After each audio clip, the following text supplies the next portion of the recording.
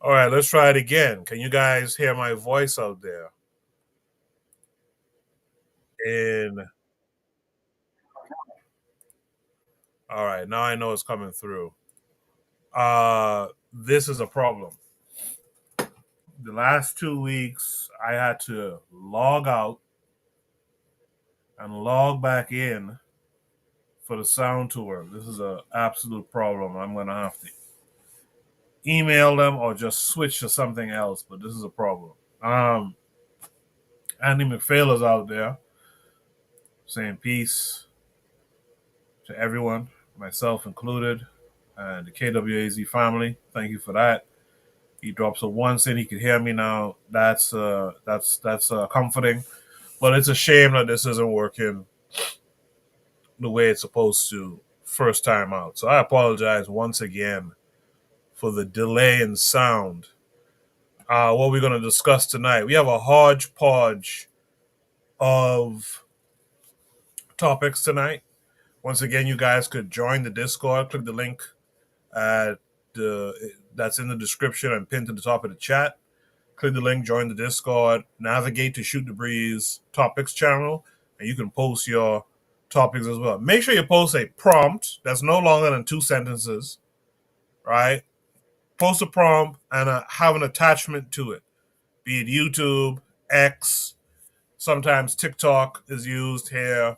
Try not to use stuff from ABC News and Disney and Netflix. They and ESPN, they and FIFA, they will get you caught up with YouTube. But it's important. Don't just post a video and it's an hour long and I don't know what the timestamps are. I don't know what the discussion is supposed to be. So you gotta follow some instructions, black people. Follow some instructions if you don't mind. With that said, what are we discussing tonight? We're discussing Miss Teen USA. This is an old clip from 2007. Which was worse, the question or the answer? We're going to talk about black wealth may fall in 2053. What should we do? We're going to talk about how popular athletes are being politically educated and driven to certain aspirations. Hint, Floyd Mayweather and Israel. Some of you probably saw that this past week. We're going to discuss, should a stepfather be required to pay child support if they have been involved with them since they were little? I thought that was an interesting one. And we also have a topic here, is music getting more wholesome as time goes by? We also have a possible, in case those conversations are too short and we're not going to end at 11. There's the possible we'll talk about the Italian guy who was caught for the assassination of the United Health CEO. So those are topics we have tonight. Come one, come all. Click the link, join the panel, be a part of the discussion. And if you're in the chat, make sure you speak up. Let us know you're here. Add your voice to the discussion as well. I'm going to start the show officially. And on the other side of this, what I'd like you guys to do while we're doing the intro is hit the like button, repost this to your social media, and let others know what you're doing on a Saturday night. So do stay tuned. What's going on?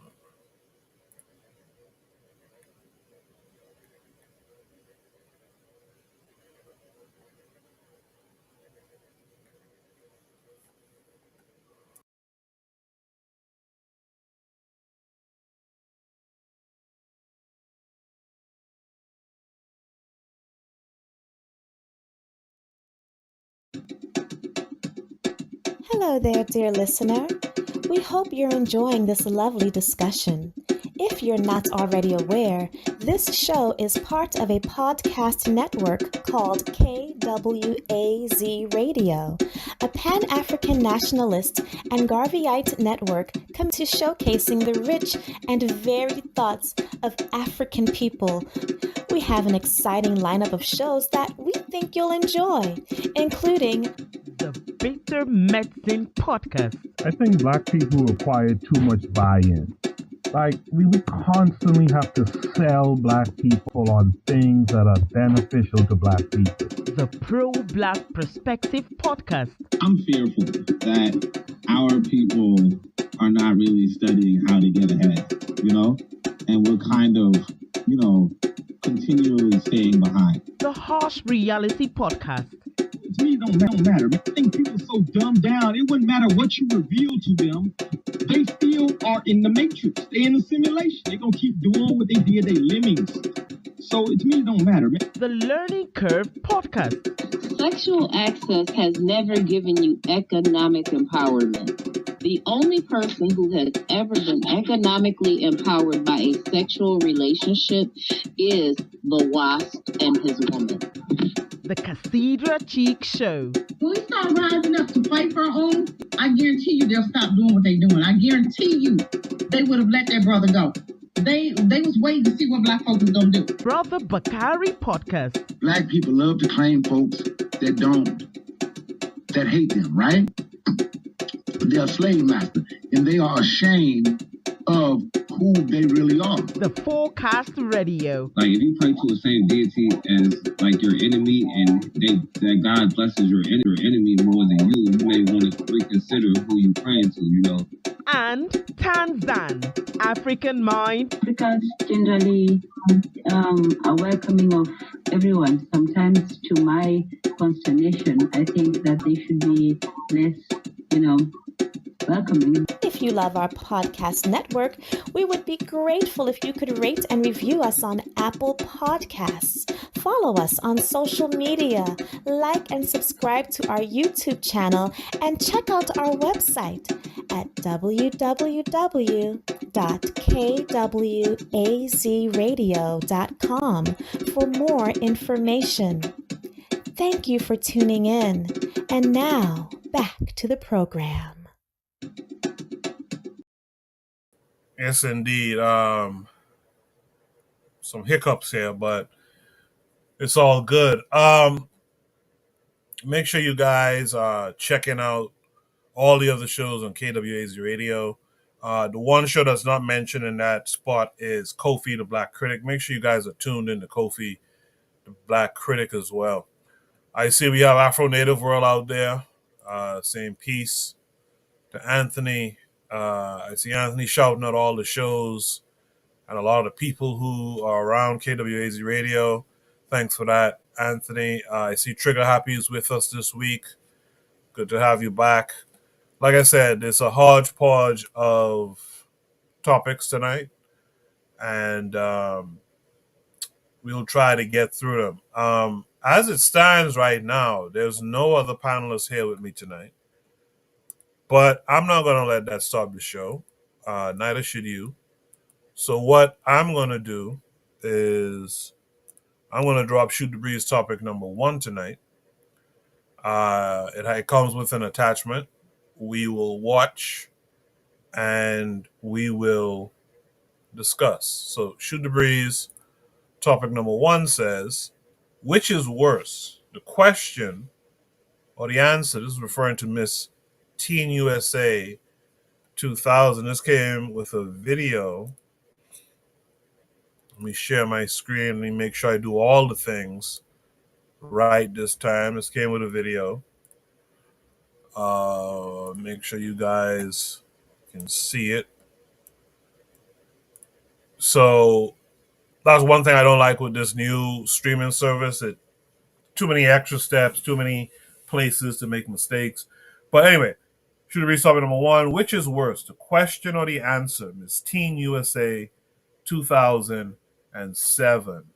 I'll play the video. I might play it twice, and then we'll discuss it. Okay. Recent polls have shown a fifth of Americans can't locate the U.S. on a world map. Why do you think this is? I personally believe that U.S. Americans are unable to do so because some people out there in our nation don't have maps, and I believe that our education, like such as in South Africa and the Iraq, everywhere like such as, and I believe that they should, our education over here in the U.S. should help the U.S. Or should help South Africa and should help the Iraq and the Asian countries, so we will be able to build up our future for our children. Thank you very much. Recent polls have shown a fifth of Americans can't locate the U.S. on a world map. Why do you think this is? I personally believe that U.S. Americans are unable to do so because some people out there in our nation don't have maps, and I believe that our education, like such as in South Africa and the Iraq, everywhere like such as, and I believe that they should, our education over here in the U.S. should help the U.S. Or should help South Africa and should help the Iraq and the Asian countries, so we will be able to build up our future for our children. Thank you very much. I gotta say, I'm gonna play that one more time. That kind of hurt my head a little bit. That kind of hurt my head a little bit. I see some comments out there. I'm going to comment to those in a second, but that actually gave me a little bit of a headache. I'm kind of uncertain what the hell she said. If you guys think you understood what she said in the chat, drop a comment explaining to me what she said. Explain like I'm 5. What the hell did she say just now? I'll play it one more time. South Carolina. Recent polls have shown a fifth of Americans can't locate the U.S. on a world map. Why do you think this is?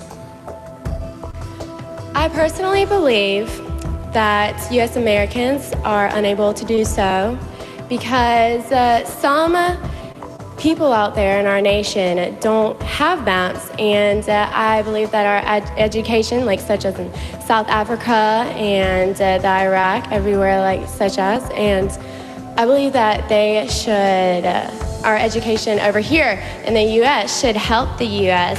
Or should help South Africa and should help the Iraq and the Asian countries, so we will be able to build up our future for our children. Thank you very much. South Carolina. Thank you very much, South Carolina. I played it a third time. I still couldn't pick up what the hell she was talking about. I'm gonna kind of rely on you guys in the chat to relay your thoughts on what she said, so I can make some sense of it. Anthony McPhail in the chat says she sounds like a classic airhead. I agree with that. Earlier, he said his mom bought them a globe when he was like in the 3rd grade, right? Trigabi 262 Plus is on the same kind of time as me. He says, LOL, I was saying the same thing in my head. What is she saying? LMAO. No idea. Real Black Gentleman asked earlier in the chat, what's wrong with StreamYard? StreamYard has gotten twice as expensive as it used to be. I could have dealt with the price that it was, but the price that it's become now, it's oppressive. And it's not like I'm a big channel that's raking in, super chats and all this type of stuff. So that's it was a little too heavy on my pocket. So I switched to EV Mux. Brother Bakari suggested it. Switched to EV Mux, and it's much cheaper. It's a decent streaming app, but I find it to be a little bit buggy. And the usual problem is you'll find that it a little bit buggy, and you'll find that it has a different, what's the way to put it again, a different way of how it works. So in StreamYard, you kind of expect that when you set up a stream, it stays pretty much the same from one week to the next. Here, you got to constantly add little elements back in and all that kind of stuff. And while you're live trying to do this stuff, that's not very helpful. Jacadero, I haven't seen you in a minute. Jacadero says trying to get into the stream, but it continues to crash. Are you trying to get on the panel, or are you trying to view on YouTube? I'm not exactly sure which it is. Let me know if it's a problem with getting onto the panel. In fact, what I'll do, I will copy the link again and just drop it in the chat, because Black Steel says he's getting on now, but that was a little while ago. I haven't seen him come up yet. So, oh yeah, there it goes. Buana says we're getting errors trying to get on. Okay. That's strange. Let me fix that by dropping this right here. So there's the link for anyone who wants to join the Discord. What I'll do is I'll play the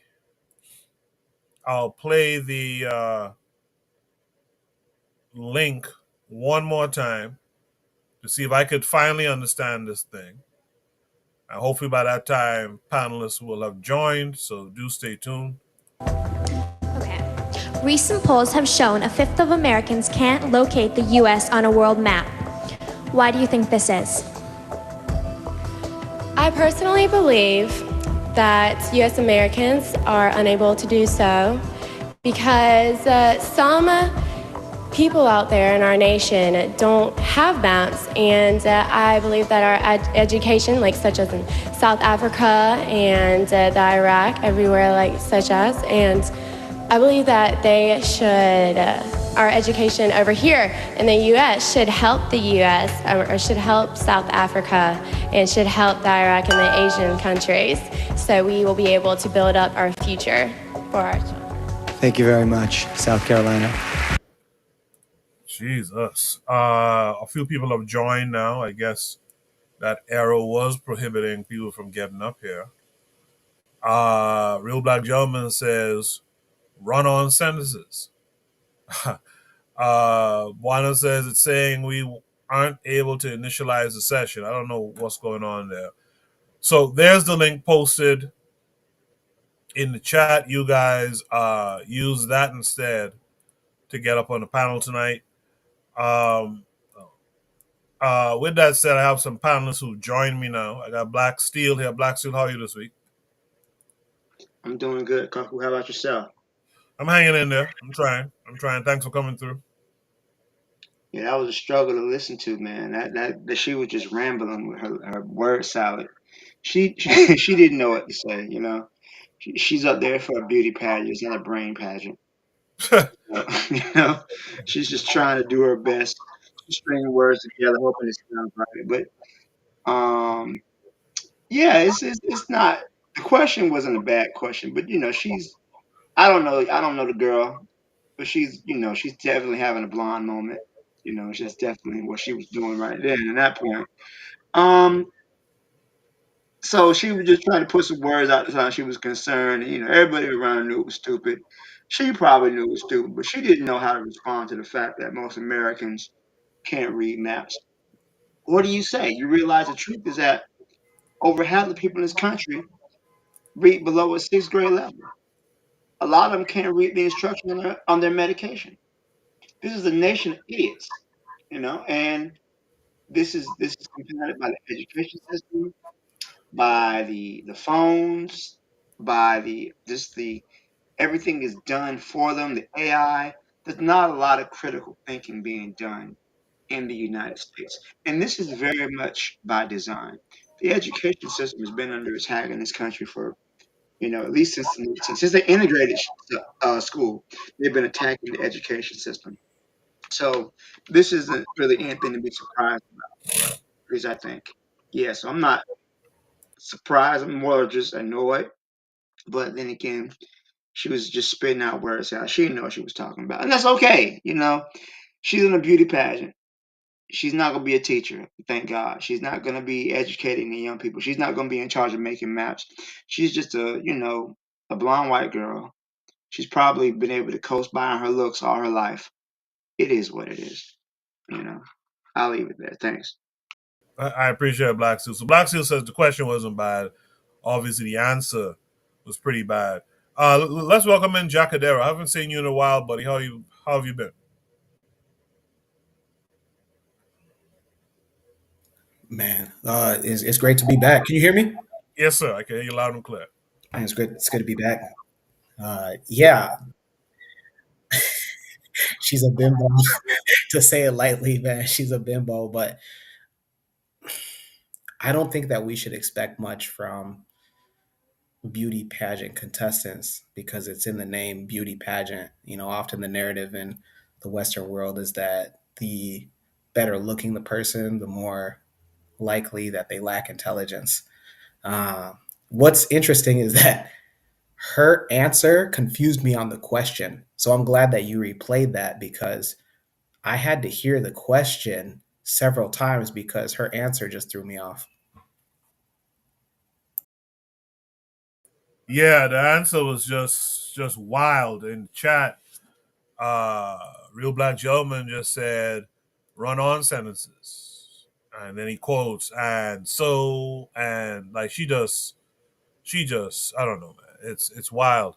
Also in the chat, Trigger Happy 262 Plus says, geography should be one of the things. Sorry, geography should be one thing Pan-Africanists excel at because of this. Very important for political education. He goes on to say, not even just physical geography, but cultural geography too. I agree with that second thought 100%, and I don't disagree with the first one either. Afro Native World says, yes, Trigger, I incorporate geography in my Pan-African Our Story class. Yeah, if you're gonna have a African-centered or Pan-African-centered education, geography, in particular cultural geography, would be super, super important. With that said, let's welcome in Buana this week. Buana, how are you? I'm good. I'm good. I hope you all brothers are good. I don't know why Black Steel allow his Snow Bunny to go up there and embarrass herself like that, but I don't know. When Black Steel was telling me, Black Steel, that's it, you man. When Black Steel was telling me about the education system in America, I was very skeptical. But when I heard the question was, she said 1 in 5 Americans can't point to where America is on the map. If that is true, I am just blown away by that. Because Black Steel, what is the literacy rate in the United States, brother? If you know. Well, I mean, there's literate and there's functional literate. I did say that the reading rate, the reading level is around 6th grade. Most, over half Americans read below a 6th grade level. Okay. But overall, I said the United States literacy rate, I had to look it up, is 79%. 79% is not bad. That's not bad. That's not bad.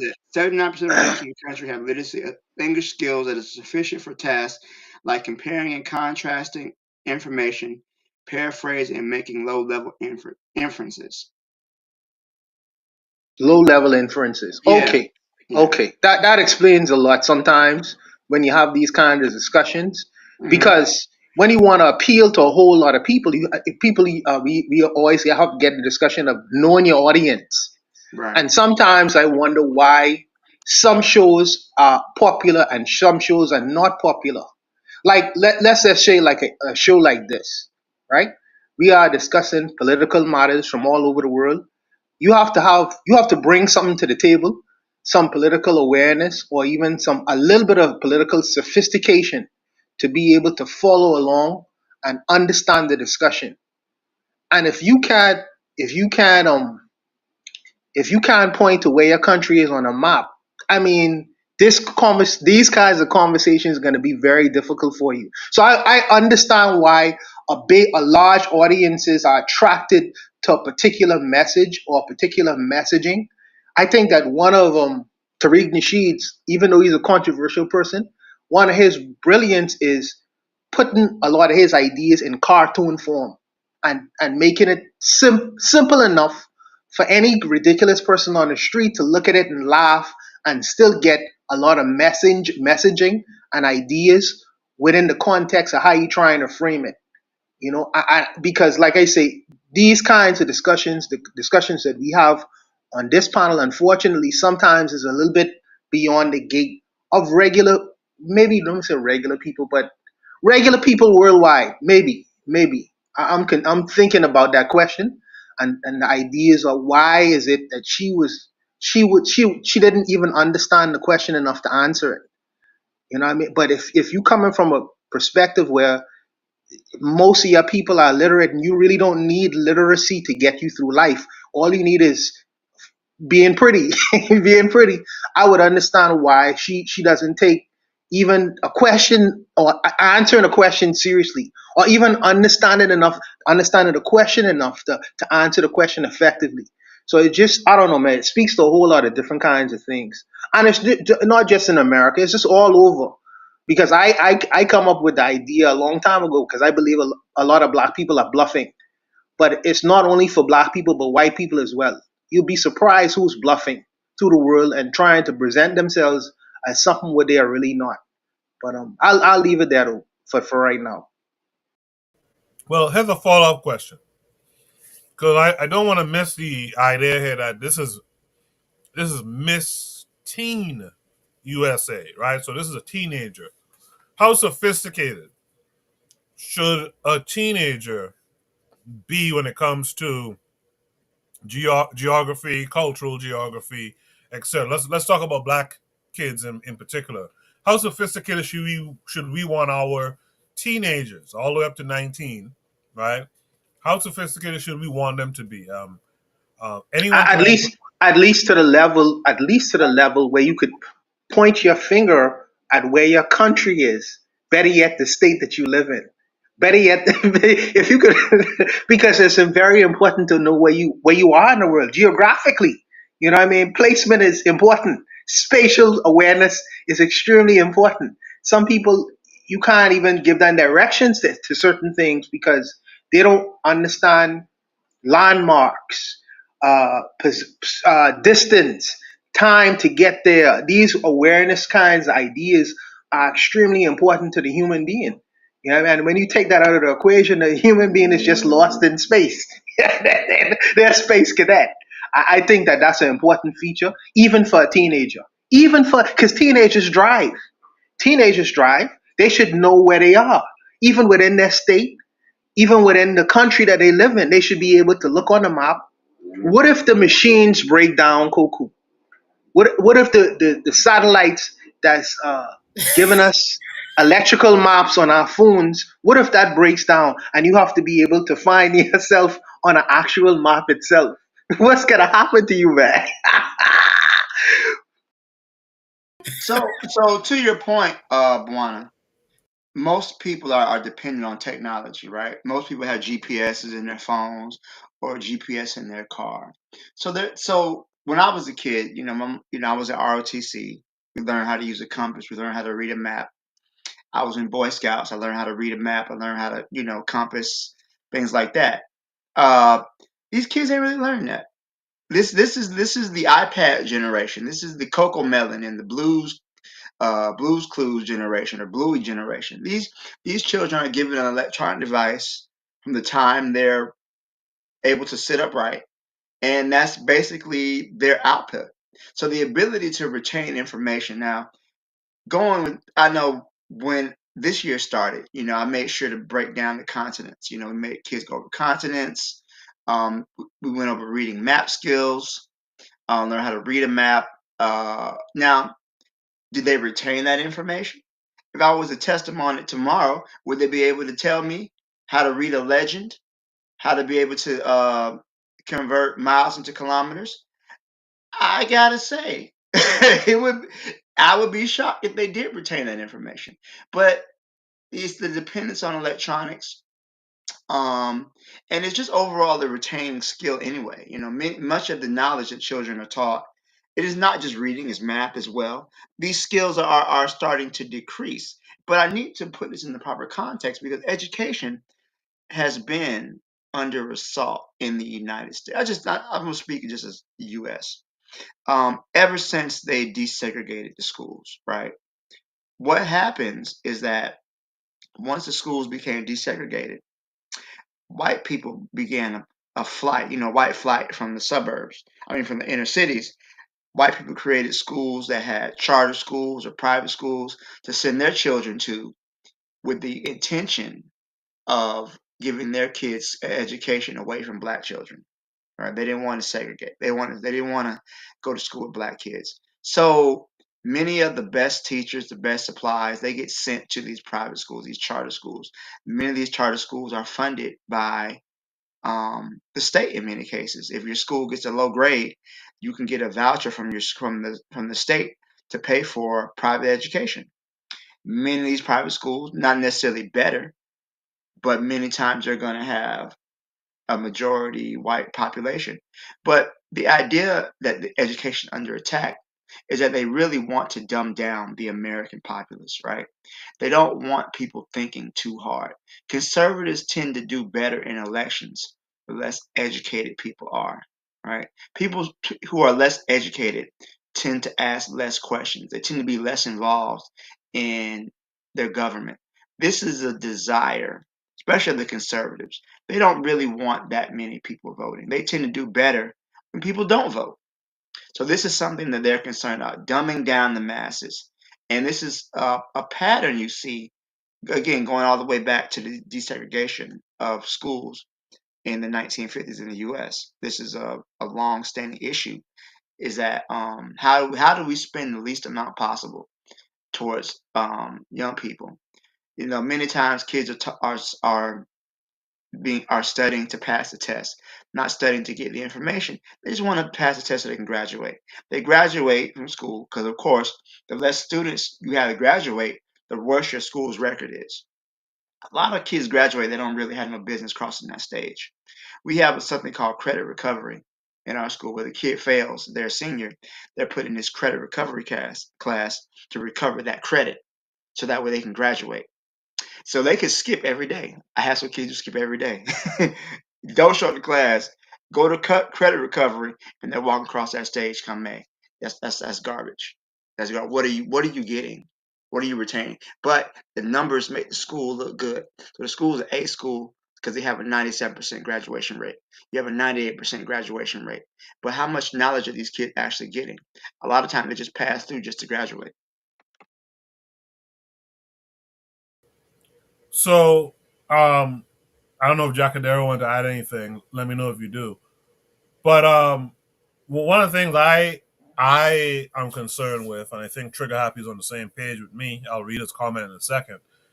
But I think every black child, no matter where you are on the map, should not only know your country, but I think you should also know where African countries are located. I'll tell y'all something. I won't put you guys on the spot by asking if you know where all the countries are located in Africa, but I'll tell you, sometimes for whatever the reason, I have to look up where is this European country. I shouldn't say no clue, but I have very little memory of where European nation states are. And oftentimes I need to actually go and look it up and see. Africa, not so much.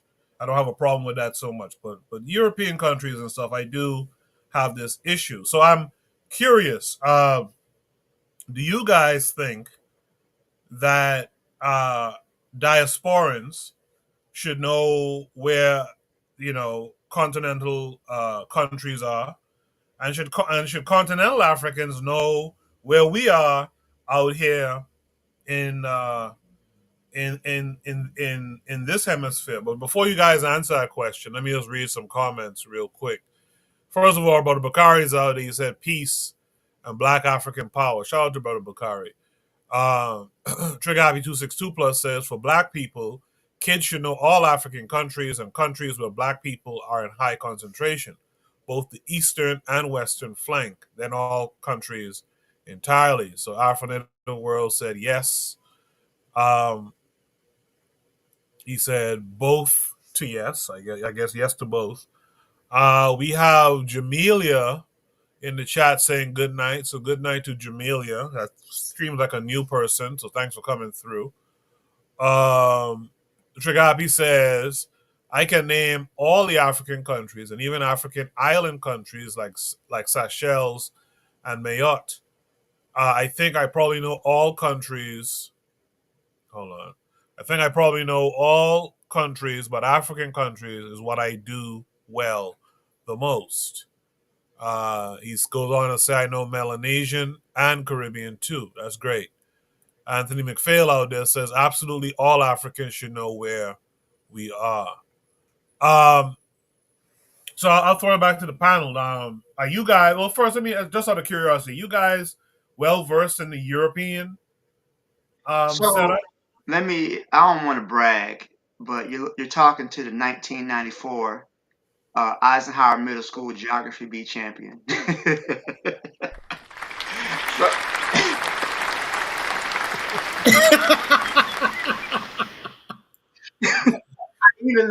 even made it to the state finals, but I got eliminated, and I always remember the question that got me anyway. But I can find any country in the world. You know, you tell me the name, I'll find it, no problem. But that's how I got there because geography was always a thing for me. I can find any country. If you name it, I'll find it. But that's not a skill that's really taught, right? People struggle to find the continents. You should know that. I think everybody should know at the very minimum. At the very minimum, you should know all the continents. You should be able to locate most countries, most major countries. Yeah, people are going to be stuck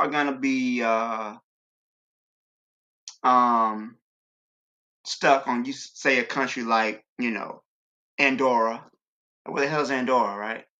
Where the hell is Equatorial Guinea? Some people are going to be stuck on that, but I think you should be able to locate the major countries. You should be able to locate Africa, Asia, North America, South America, Australia. You should be able to know those just by looking at them. A lot of kids don't know that. I had kids didn't know where India was. If you give them a blank map, no lines on it, point to India, they're not going to know what general direction that you're looking at. They're just not, because these skills aren't taught. A lot of time, again, people teach to the test. Another thing too is that, especially when it comes to parents, they're going to be like, hey, why is this important? Do they need this to get a job, right?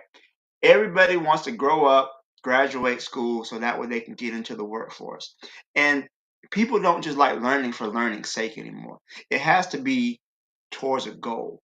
So why am I doing this? Am I going to be able to get a job from this? Do I need this to do this? And if they don't need it, they're not going to really take it seriously. And that, I think, is a big issue. I think along with the illiteracy rates, it's the lack of parental support in many cases too, because the parents don't know, the kids don't know, parents don't know. So there's the problem. The parents don't know. The parents don't think the kids should know. But people should know at least the continents, are at the very least. Anybody else want to chime in there? Yeah, I think that it is good to know different parts of the world. I think that that's a very important thing, especially in the African continent and even the Caribbean continent, well, the Caribbean and the Americas, because what happened, and not only just knowing where the places are, but have a little bit of understanding of the people as well. Because I don't know if you know this, but when if I am speaking to an African person, let's say when Tanzan was first introduced to us, right? The only thing she could associate me with was Jamaica, Bob Marley. they put you in the frame of understanding the world through a context that is in my area, but it's I am not a Jamaican. I'm not a Jamaican. And it wouldn't offend me if someone was to refer to me as a Jamaican, but there is this difference between a Jamaican and a Bahamian.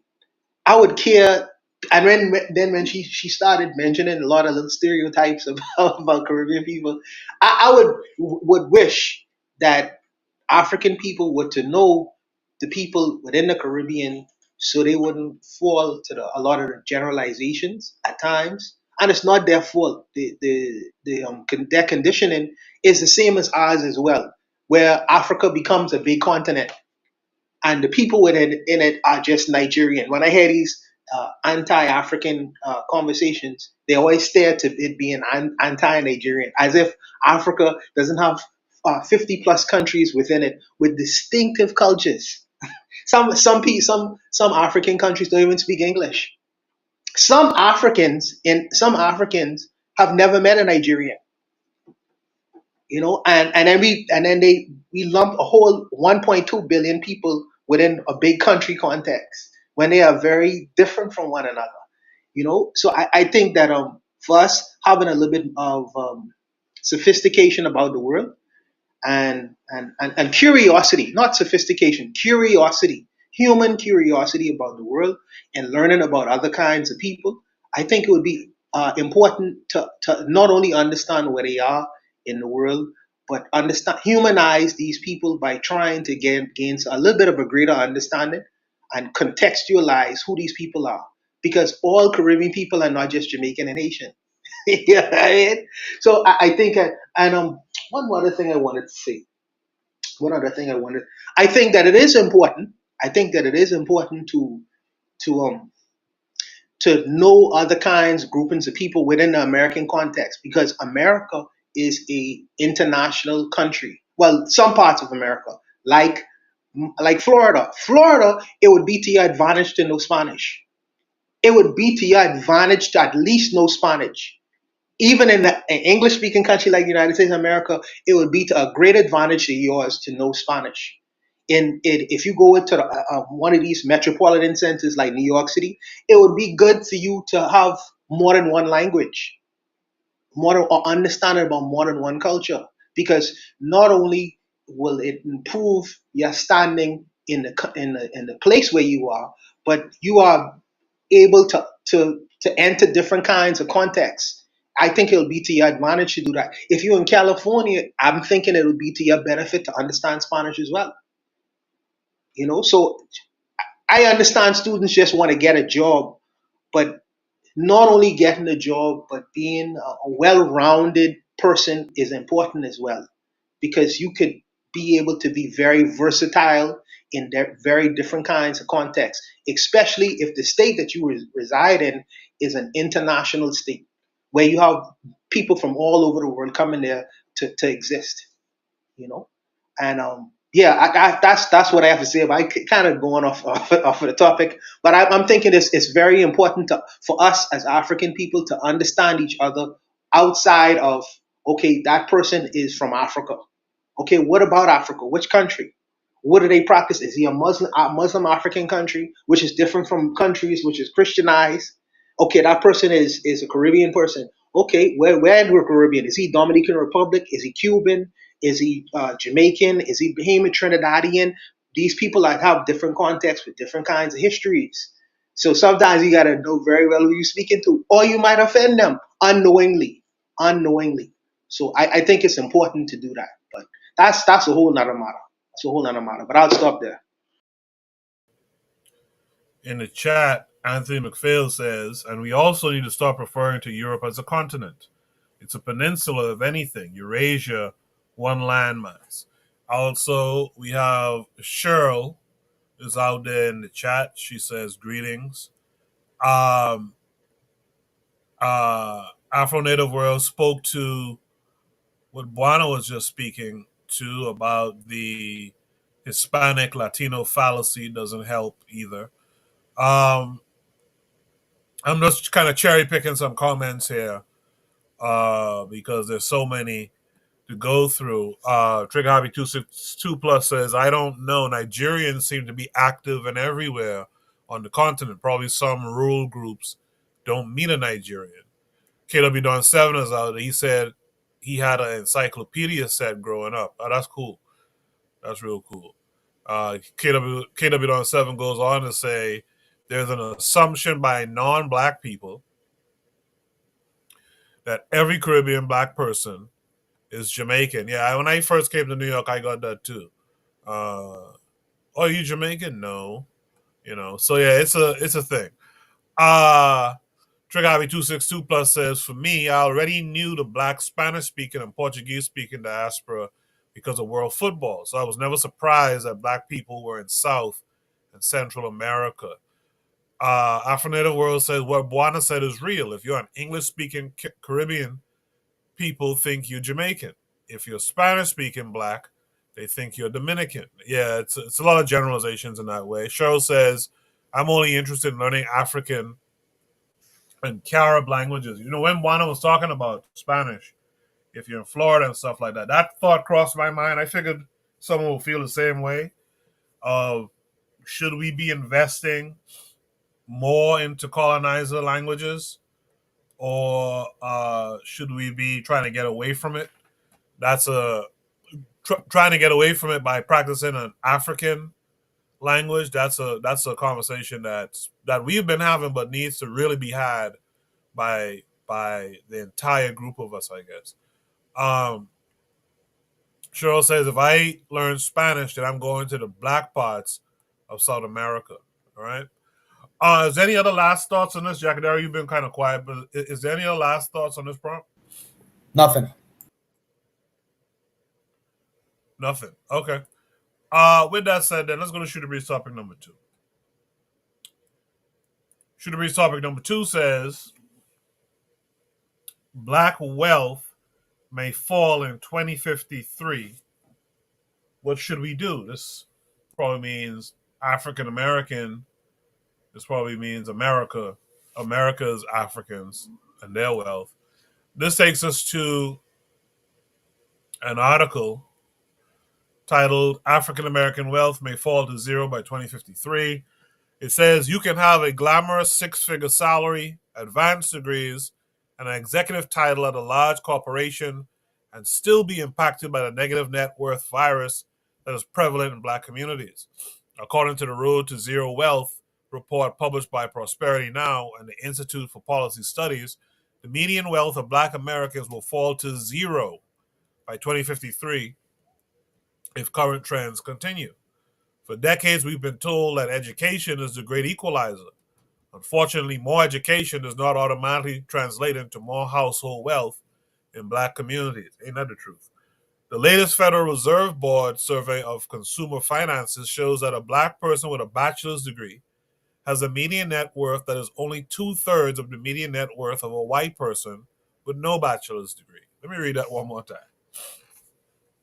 The latest Federal Reserve Board survey of consumer finances shows that a black person with a bachelor's degree has a median net worth that is only 2/3 of the median net worth of a white person with no bachelor's degree. On top of that, student loan debt has delayed the wealth-building dreams of many educated African Americans. The National Center for Education Statistics, NCES, noted that an estimated 77.7% of black students borrow federal student loans to pay for higher education, as opposed to 57.5% of white students. Studies continuously show that black students are more likely to go in debt in order to live the dream of walking across the stage as a college graduate. Going to college is the first business decision many people will make, says Jeff Wilson II, author of The Lies Our Parents Were Sold and Told Us, and principal at the W2 Group accounting firm. Quote, you don't go to college to build wealth, you go to college for a network so you can generate higher income producing opportunities. There's no doubt about it. Education has helped many African Americans improve their socioeconomic status and gain access to many of the luxuries of life. Studies show that education has proven to increase earnings potential, but the income gained from pursuing higher education is undercut when you have to take out large sums of student loan money without a plan to pay it back. The interest adds up, and you will end up paying more than you borrowed if you don't understand the student loan repayment process. If the economy is growing at 3%, you have to earn 6% to build wealth. your income has to grow faster than the economy. Unfortunately, if you have massive amounts of student loan debt, your earnings will not grow faster than the debt burden that just kicked in, says Wilson. The statistics are even grimmer for African American women. Many reports have shed light on the dismal link between education and net worth.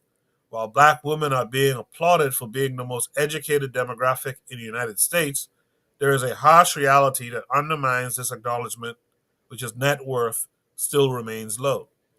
So here's some stats. Single black women with a bachelor's degree, ages 20 to 39, have a median net worth of minus 11,000 to $0, while the white woman has a net worth of $3,400 to $7,500.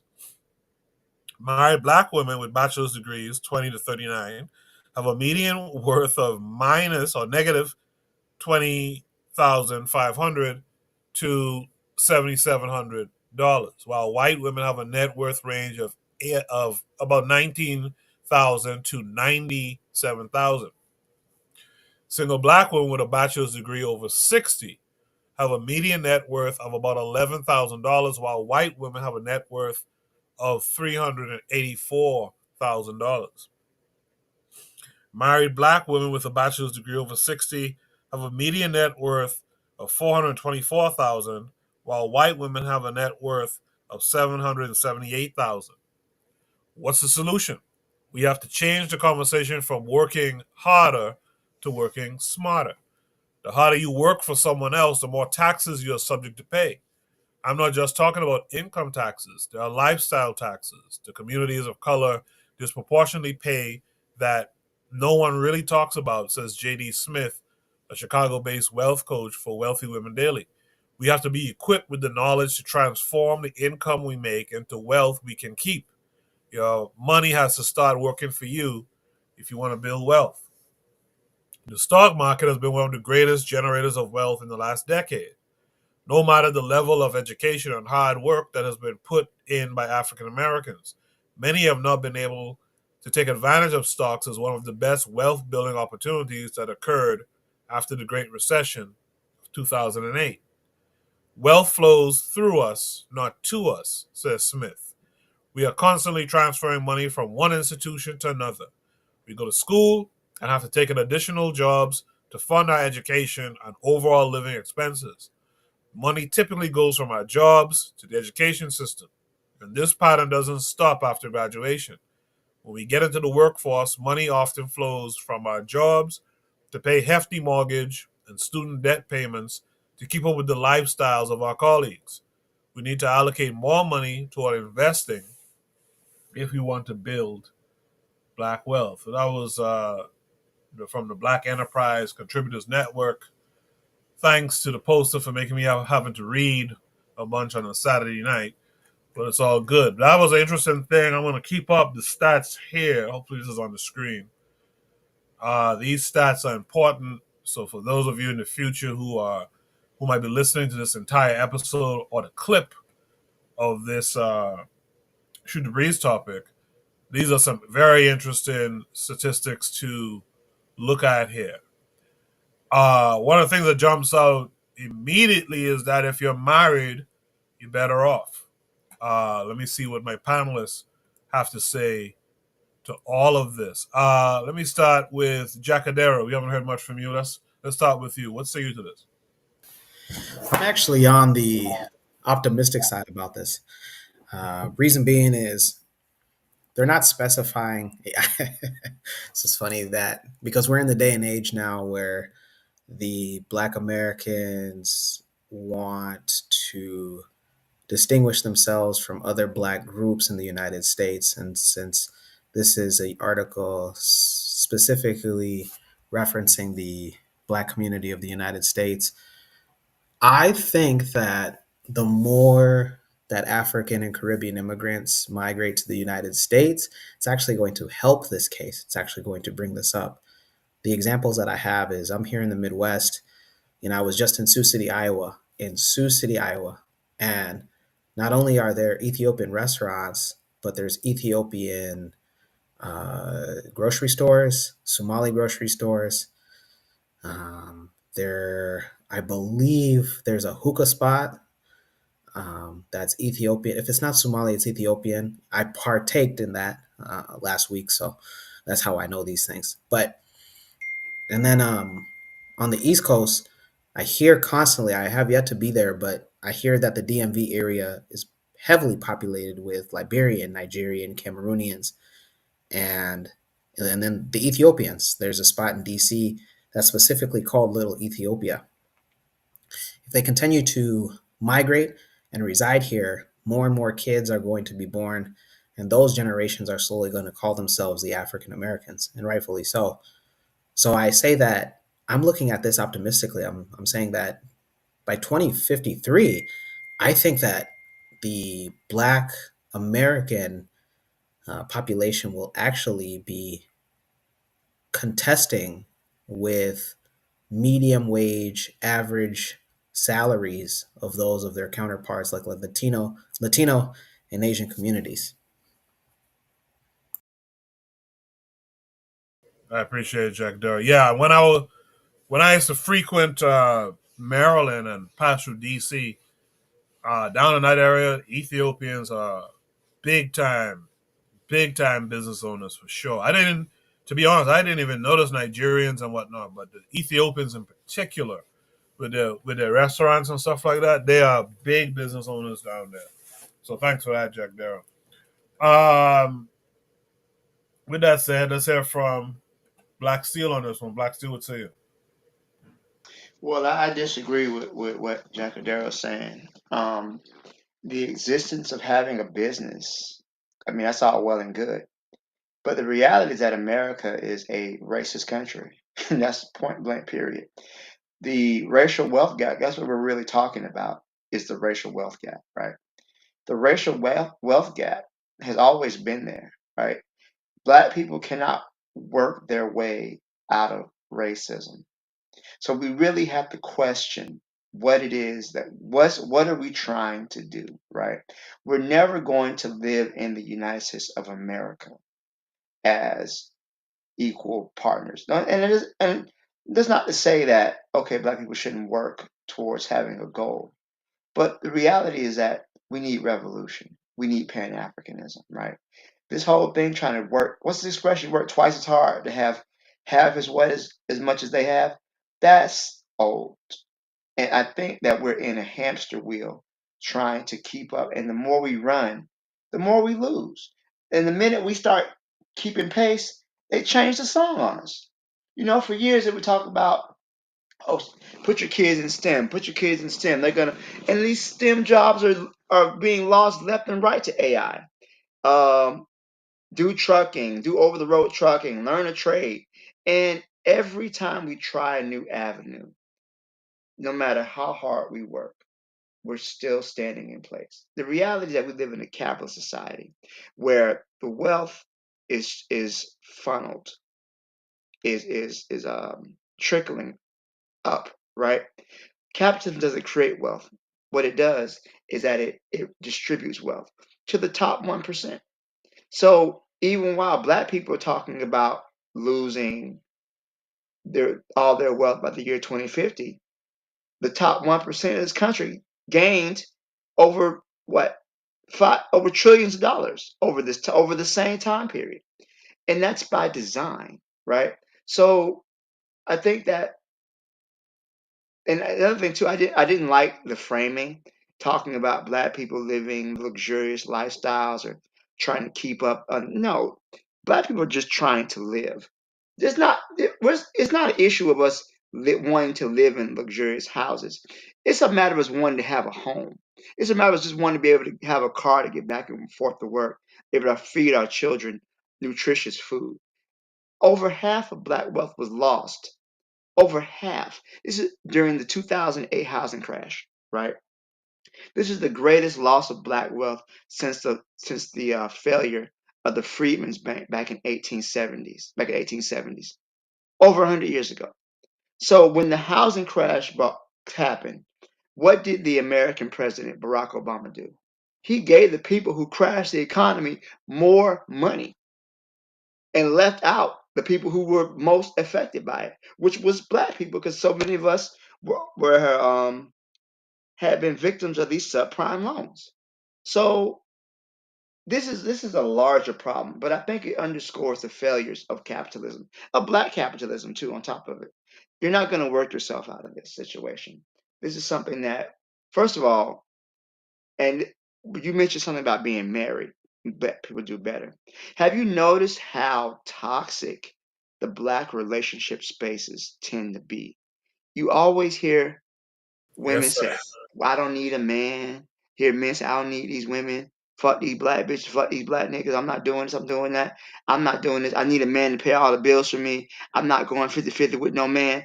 And the very same mentality is keeping us broke. Because you know who goes 50-50 on their bills? White people do. I see Hispanic people go 50-50 on their bills. I don't ever hear another race of people sit down and say they're not going to financially contribute to the home and put all the expenses on one person. I don't hear that. Maybe I'm not hanging with the right white people, but I don't hear white people saying that. That's black people saying this. And this mentality keeps us broke. And then you'll say, make more money. How many jobs can a person work in a 24-hour period? Right? But the married black people tend to do better. But yet here we are disdaining marriage, disdaining coupling. The very same attributes is going to keep us broke. It's nasty work, man. We need unity.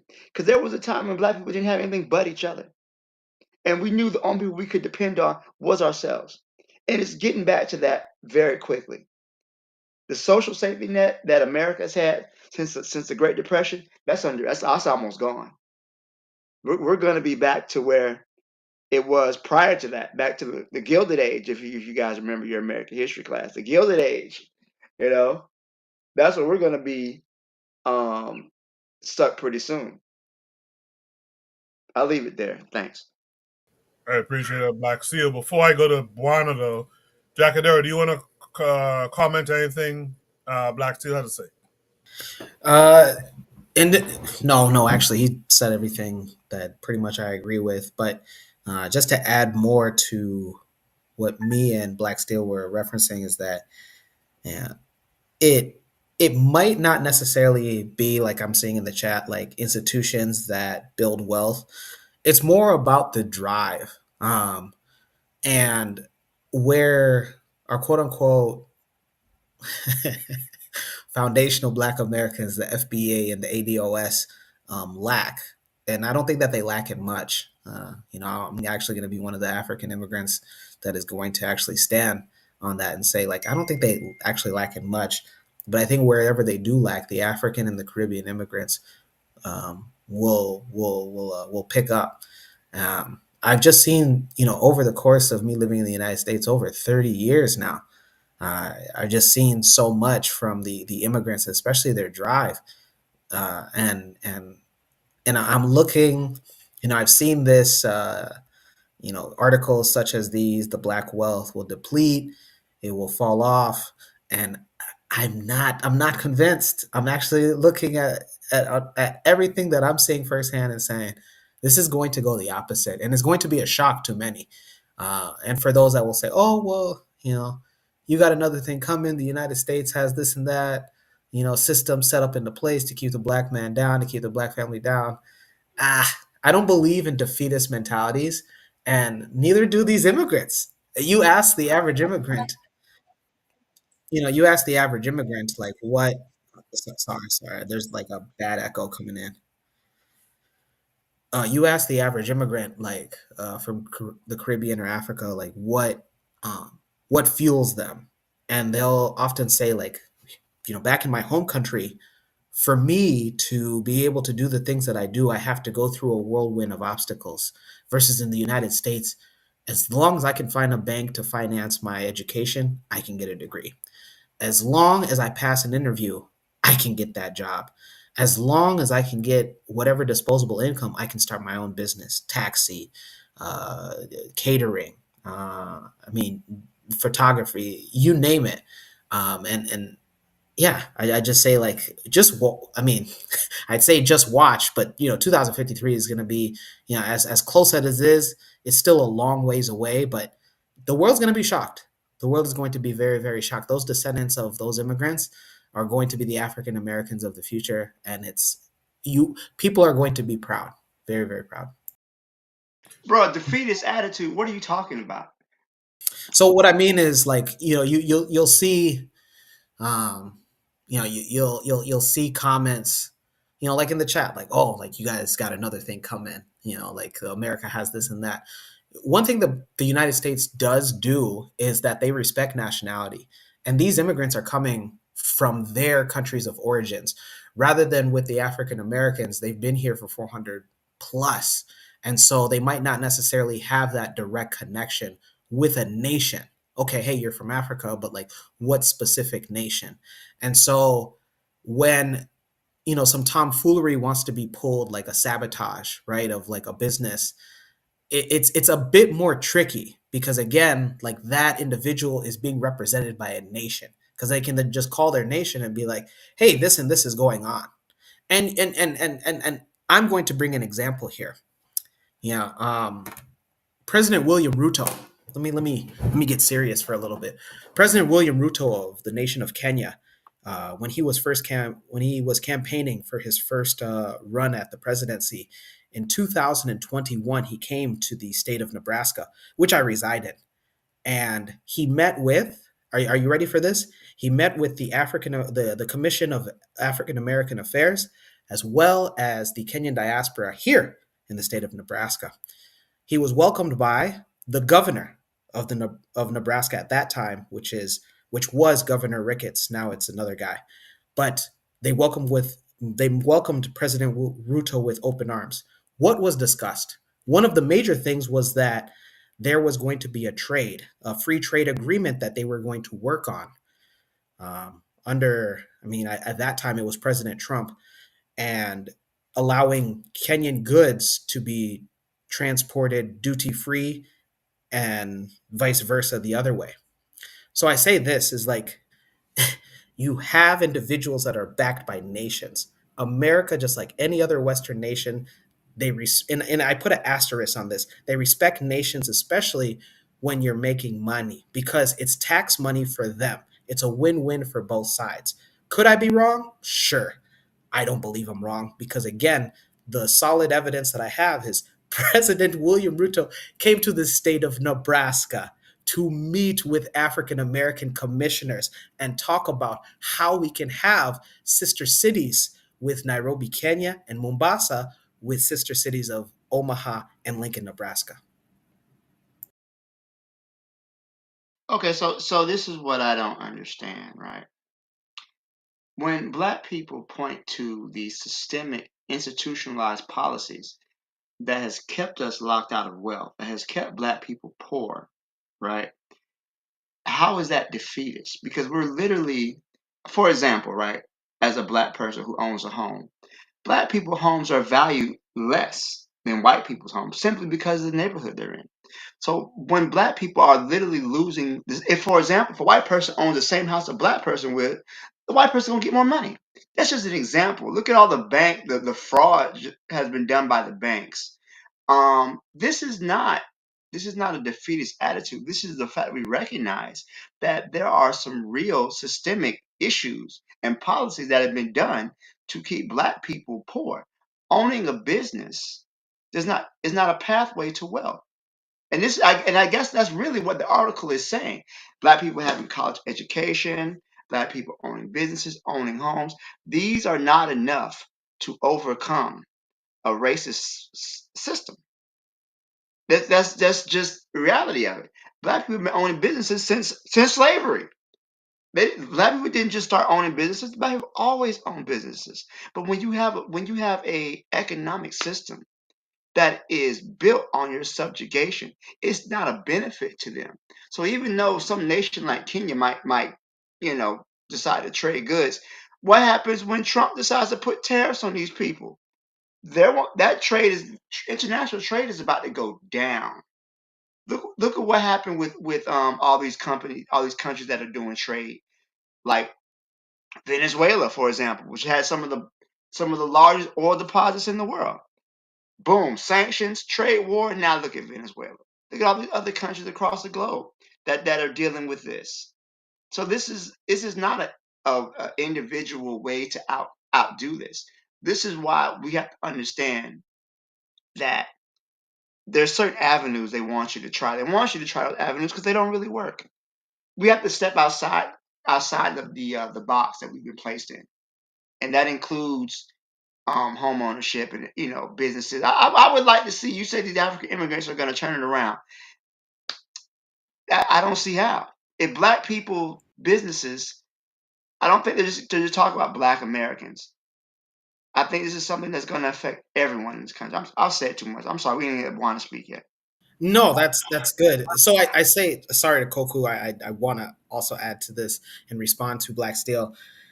So by trade, I'm a home inspector, and I had the golden opportunity to travel to Houston, Texas this past September and October to do ride-alongs with other home inspectors in Houston. Every home but one, and I did ride-alongs and shadowing with the inspectors down there. Every home that we inspected, out of the 17 homes, if I can remember, 17 or 18, only one was not Black American owned. So I say defeatist because there are other African Americans out there that are taking full advantage and are not listening to whatever nonsense that's out there that's saying like, oh, well, if we do this, then this is going to happen. If we do that, then that's going to happen. There's not as much of an obstacle as we like to think that there is. I understand maybe I don't fully understand the history of the United States and its race relations. But what I do know is what I've seen and what I've witnessed. And again, this is a recent experience that I had in Houston, Texas. And these homes were not, just to give you numbers, they were not 1,600 square foot homes, not 2,000 square foot homes.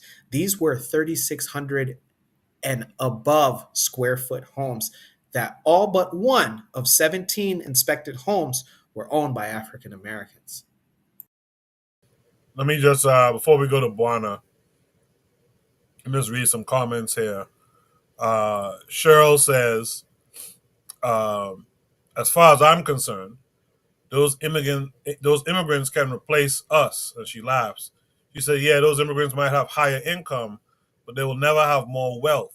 Two completely different things. We got a showing from Joe. Joe's out there saying good evening to everyone. So you'll say what's up to Joe.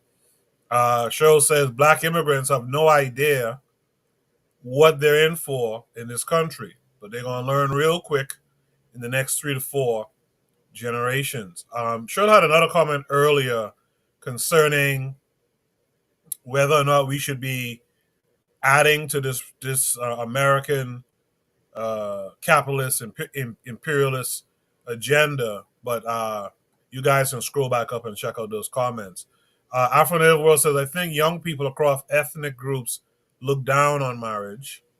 Cheryl says, but they let you over because they know you're going to enrich their institution. She's talking about immigrants. Okay. Trigger Happy 262 Plus says, yeah, that seems to be the pattern now of the West, that marriage is bad or useless. This is why we should avoid modeling ourselves like the West and move away from that. That's just a few of the comments. There's a bunch more in there. Anthony said, Coco, damn, I tried. I missed streaming. Anthony, you were good in here for a minute. I was like, okay, nothing's happening. There's no messages about your camera. And I thought for sure we were going to get you on, and then you were gone. So if you could try one more time, let's see if we can get this. I'll try to get to you quicker the next time. Afro Native World says the Black Steel. A lot of Black immigrants don't want to hear all that. They are here to, quote unquote, succeed and will ignore what they consider negative perspectives to make it here. Our brother Kofi is out there, Kofi the Black Critic. He says, I understand both points. Blacks are under discrimination. Anthony says, we have to remember not to generalize. All Black people in America aren't with that mentality, just as Black immigrants aren't. I agree with that, Anthony, 100%. Marcus Garvey is the way. Our sister Marcus Garvey's Ways out there. She says, good night, enjoying it so far. So thanks for being here. And thank you guys for all the comments, man. Keep them coming. I'll try to read as many as I can on the air. And you guys can have the crosstalk in the chat as well. So keep it going. With all of that said, Bwana, you've heard everything everyone else had to say. What say you to black wealth may fall in 2053, and what should we do? Well, I don't really understand that. Well, I kind of understand it in the context because this is Black Enterprise. I think it's the magazine. But what I would say is that, by the way, I was enjoying that conversation, the dialogue between Black Steel and Jacadero just now. They had complex points, but I really did enjoy that conversation. But I don't know why. Well, I guess this is a Black American kind of conversation because, but even in the Black American context, why would Black Americans want to bridge the wealth gap with white Americans? I mean, the way that, if you understand how, well, I'm sure that the Americans on the panel do. If you were to understand how wealth was created in America, you know, a lot of gangsterism took place to even acquire that kind of wealth, where you have large swaths of land, and not only stolen, but a whole lot of genocide had to happen for this so-called wealth to be created in the first place. And to maintain that wealth, a whole lot of gangsterism had to happen. So the only way I see you bridging that wealth gap is to engage in the same practices in the way that wealth was initially created. I don't know if Black Americans want to engage in that kind of gangsterism or even maintain that kind of gangsterism. Because let alone, we all understand what corporations do. You know, from this very weekend, and how the CEO got splatted, you know, in front of the world. So I really don't know if African Americans are interested in maintaining that wealth.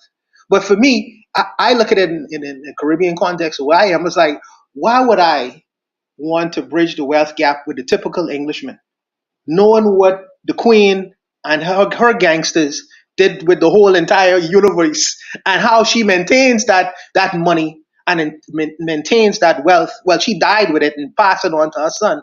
The only thing I could do is really go into Buckingham Palace and extract wealth from Buckingham Palace, and engage in the same kind of gangsterism that she did with the whole universe. Her ancestors did with the whole universe.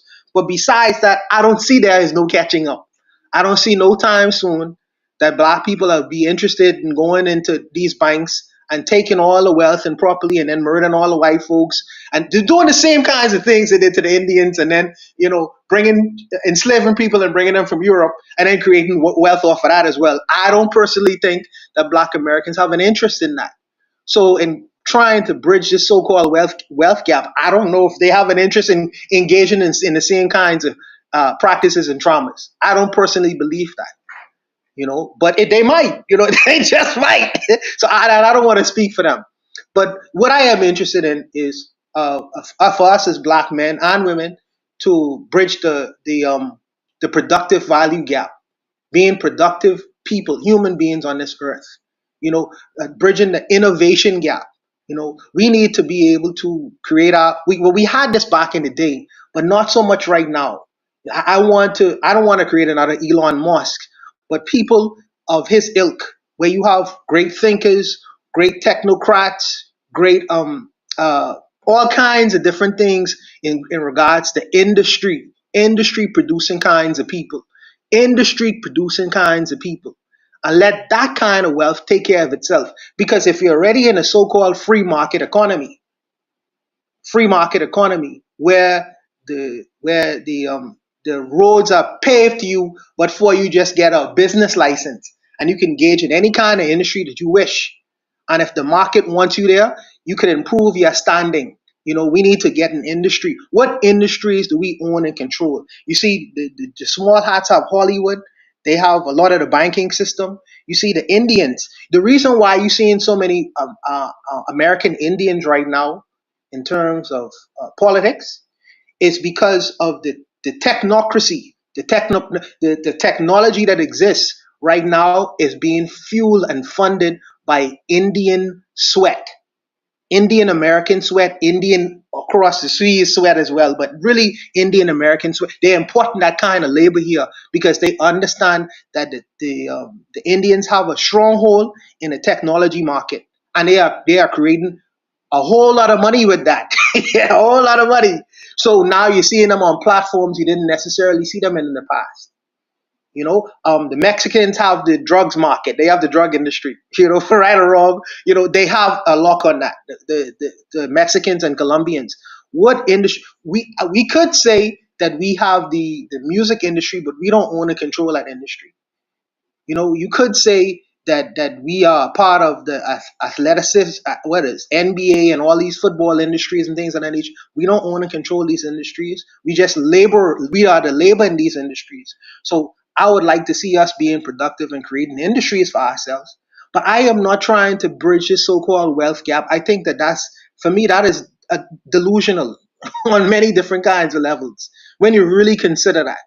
But I'll leave it there and let Anthony go because I see him on right now and I really want him to speak. Yes, indeed. Anthony, how are you this week, first of all? Unmute your mic, brother. Look like Anthony froze up or something. Anthony, if you're there. Anthony, you on dial up, brother? Anthony using that Shreveport internet connection. That's a Shreveport internet stuff. Man. Yeah, carrier pigeon or something. Yeah, boy. In the chat, Anthony. By the way, in the chat, Kofi said he's having a hard time getting on. So, Kofi, I repinned the new invite link to the top of the chat. I dropped it down in the comments. Just click that new link, and you should be able to get up on here without any problems. Cheryl in the chat says, bruh, what does owning... Okay, hold on. Let's see if we can get this. Anthony, how are you this week? Unmute your mic. You can't hear me? Hear us? We can see you. That's strange. Yeah, we can see you clearly, but you can't hear us. I can't hear nothing. Put your microphone. Put your earphones in. Put your earphones in. I can't hear nothing. I can't hear the show or nothing. We can hear you. You hear me? No, but we can hear you. That's wild. And I have it where off-stage people can listen to the feed. I can't hear. All right then. We'll double back to you, Anthony. He got to go out and come back and tell him put his earphones in and plug it into his laptop, and he should be able to hear us then. I want to touch on something that Buana said because Buana made an excellent point about how white people got their wealth. I'm gonna be real with you. A lot of Americans, especially Black Americans, don't understand what it took for the European to get to where they are, right? They didn't gain control over the world because of their business savvy or their ability to make deals. They gained control over the world by the ability to use organized violence. And that says that, and really the question is, if Black people are really going to close this wealth gap, we have to engage in the organized violence that the white people did. And I don't think that that's something we're capable of, right? We're not out here massacring and committing genocide. Usually those behaviors tend to be frowned upon in most cases because you see what's going on in Israel, which is settler colonialism, which is that's all it is. They're just doing the same thing the Americans did to Native Americans, the same thing the British, the Boers did in South Africa. They're doing that. It's just in the 21st century. But there's really no difference. Are we willing to engage in manifest destiny and theft, destruction of the natural world? That's what got these white people over. Not any type of business savvy. And I think that when we talk about building wealth, like you said, closing the wealth gap, a lot of people are not aware that organized violence is what it's going to take to close that. It's not a matter of working hard or saving your money or not having a defeatist attitude. That is merely propaganda that hide the fact the true wealth builder is violence. In the chat, Cheryl says, bruh, what does owning a home in America have anything to do with building wealth for black people as a whole? LOL. Owning those homes makes those immigrants feel comfortable living in white people's land. Anthony in the chat said William Ruto is a Western puppet, and the black political elite are also. They don't represent black people as a whole. Cheryl said because of slavery and the Stockholm syndrome causes black Americans to want to be near them, similar to how black immigrants want to enrich America. Yeah, Anthony doesn't have headphones, so I don't know. I don't know what the issue is. He was up here, but he can't hear us. That's strange. Hey, bro, buy some $6 earphones for next week, bro, because I don't know if you'll be able to make it this week. Yeah. And he's on a phone too, by the way. No laptop. Is there any last thoughts on this prompt? If not, let's go to Shoot the Breeze topic number 3. Oh, I do have a last comment. I believe in hard work. I believe in some places, not all, more so in the United States than these Caribbean countries, that merit your hard work, and people seeing your hard work and your ability to do certain things, improve your skill, will be recognized, and it'll cause you maybe to move up in a company and get a good standard, a better standard of living, better lifestyle. I do believe in these kinds of ideas. But when we talking about wealth building in terms of what has happened in into the American context, or even in the Caribbean context, how wealth was created is an extremely important discussion.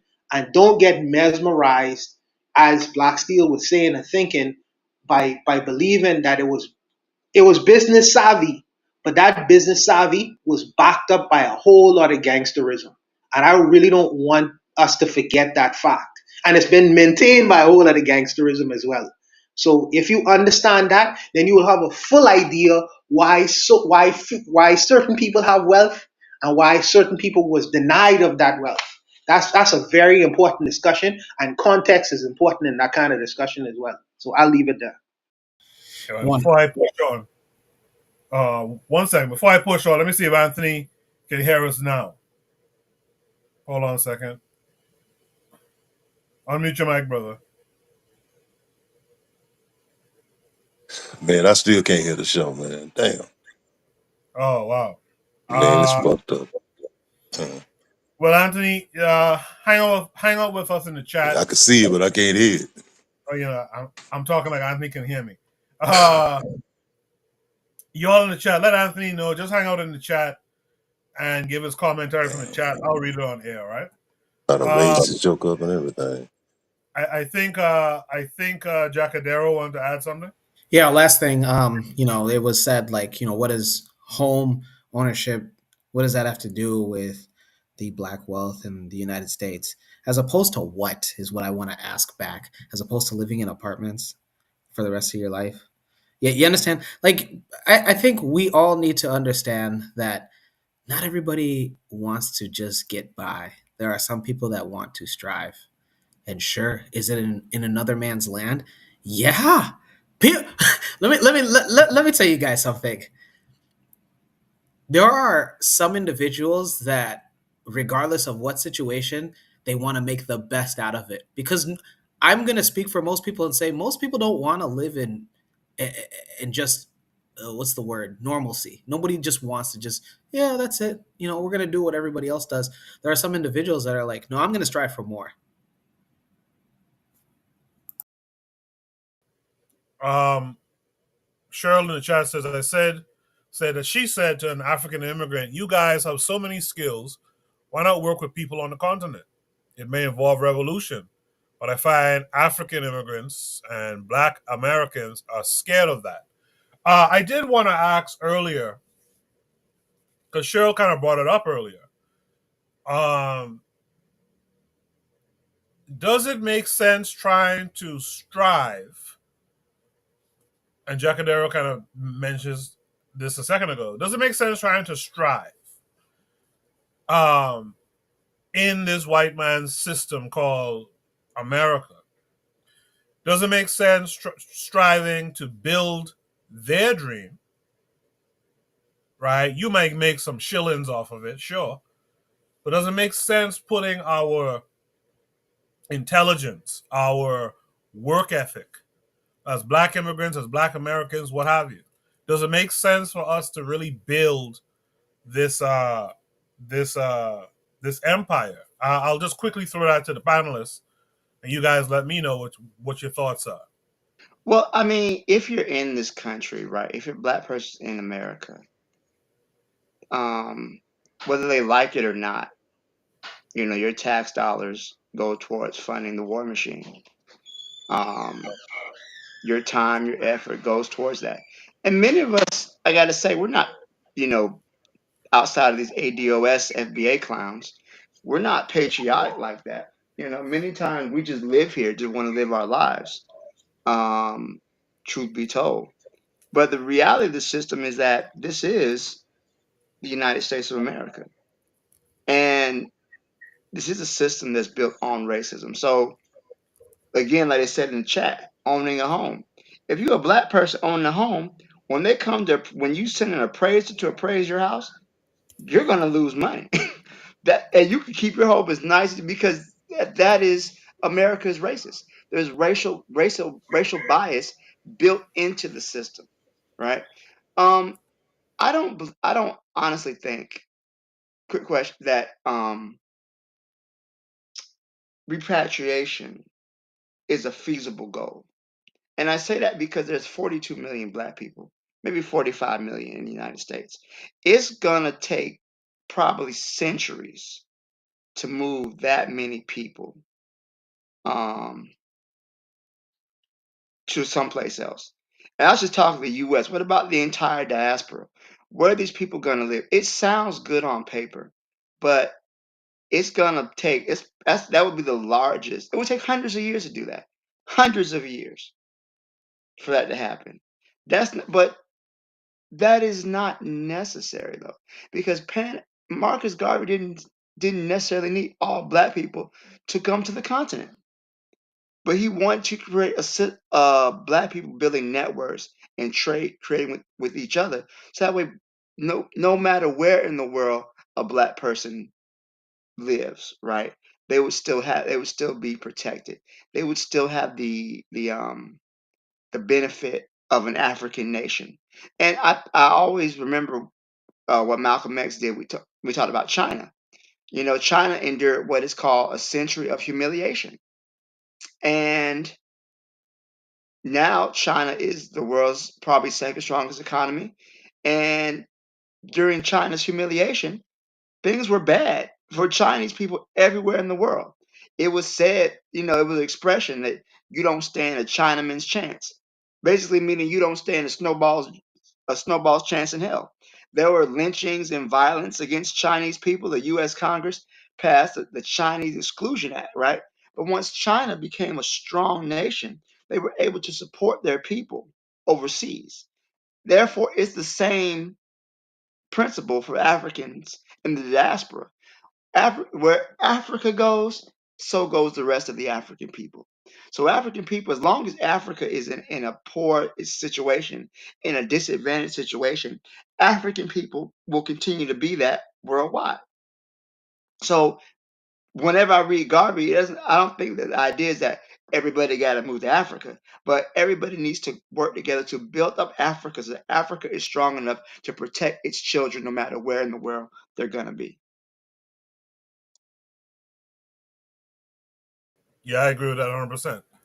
I agree with that. And I also, this is as a side note, I don't know when this became a jab at Pan Africans, but this idea that you have to be on the continent to be a Pan-African is just simply ridiculous. That was never part of the definition, but it is part of the definition to lend your aid, so to speak, in building a strong Africa for the reasons that Black Steel would have just mentioned. Afro Native World says the same thing happened to him in terms of house being appraised low. It happened to my good friend as well, too. Cheryl says there's a damn Chinatown in Nigeria as we speak. Why?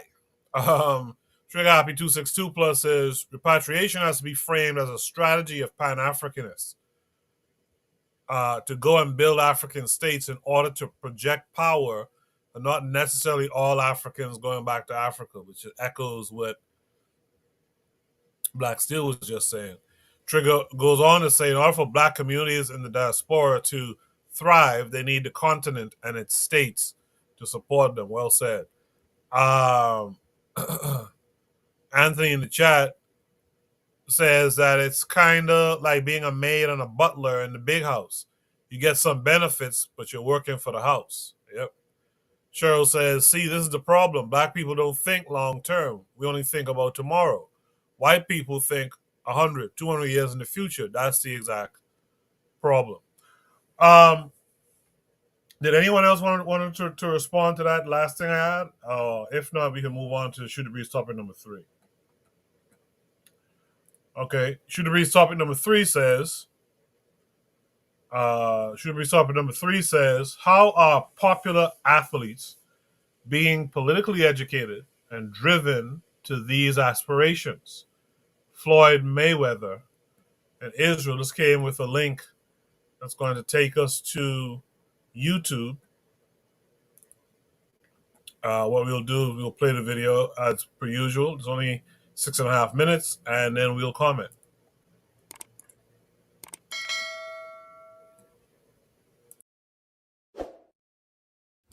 Floyd Mayweather, a name that resonates with strength, discipline, and an undefeated legacy.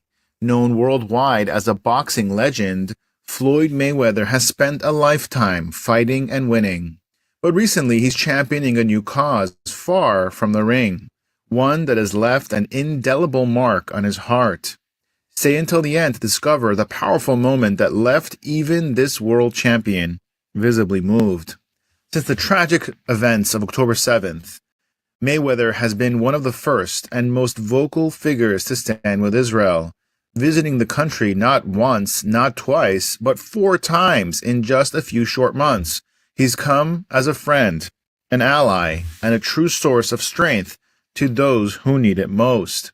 During his latest visit, Mayweather returned to the heart of Israel's emergency response efforts, United Hatzalah's headquarters in Jerusalem. This visit came just days after he donated $100,000 to provide critical protective equipment for Israel's frontline responders. United Hatzalah unveiled 1,000 new bulletproof vests and helmets, thanks to his generosity, a donation that isn't just a gesture, but a lifeline, potentially the difference between life and death for these brave volunteers. Floyd Mayweather said the following: "Thanks for having me again. I'm very thankful. We're all about positivity, love, and peace, and we want to thank all the volunteers that help out within 90 seconds or less, because your job is not easy." For someone who has spent years mastering strength and resilience, Mayweather's words carry weight. He knows what it takes to fight, but this time he's here to support those fighting a different kind of battle, a battle to save lives. But Floyd's support didn't end with words of encouragement. He met with Prime Minister Netanyahu, sharing his admiration and a message to the world: "Your strength and courage are unmatched. Keep using your voice and never back down." His message resonates with everyone who believes in standing up for what's right. In recognition of his actions, Mayweather was honored with the Champion for Israel Award by Aish HaTorah, standing on one of the most sacred rooftops in the world, overlooking the Western Wall. Mayweather reflected on the moment, calling it some of the best real estate in the world. He added, "This place is amazing. Everyone should come and visit here." It's clear that Mayweather's connection to Israel goes beyond a single visit. But Floyd's bond with Israel began long before the current crisis. Back in November 2022, he made a surprise visit. He was drawn to Jerusalem's sacred Western Wall, the vibrant streets of the Machane Yehuda market, and even caught a Tel Aviv basketball game. What started as a brief visit has grown into a deep, lasting connection, turning a world champion into a true friend of Israel. During this latest visit, Mayweather was visibly moved by the life-saving work of United Hatzalah. He was impressed by their advanced CPR training, their dispatch center, and the dedication of every volunteer. Calling them world champions of life-saving, Mayweather shared his hope that others would adopt their 90-second response model. To him, these volunteers are more than heroes. They're the embodiment of compassion in action. Eli Beer, United Hatzalah's president, said the following: having Floyd Mayweather donate these essential bulletproof vests means so much to us. His unwavering support for Israel and for our volunteers truly touches our hearts, especially during these challenging times. Mayweather said the following: I stand with Israel against the Hamas terrorists. I stand for all humans and wish for the safe return of all hostages during these horrific war crimes. God bless America. God bless Israel. God bless humankind. These words are more than just a statement. They're a promise. Mayweather has gone beyond simply offering support.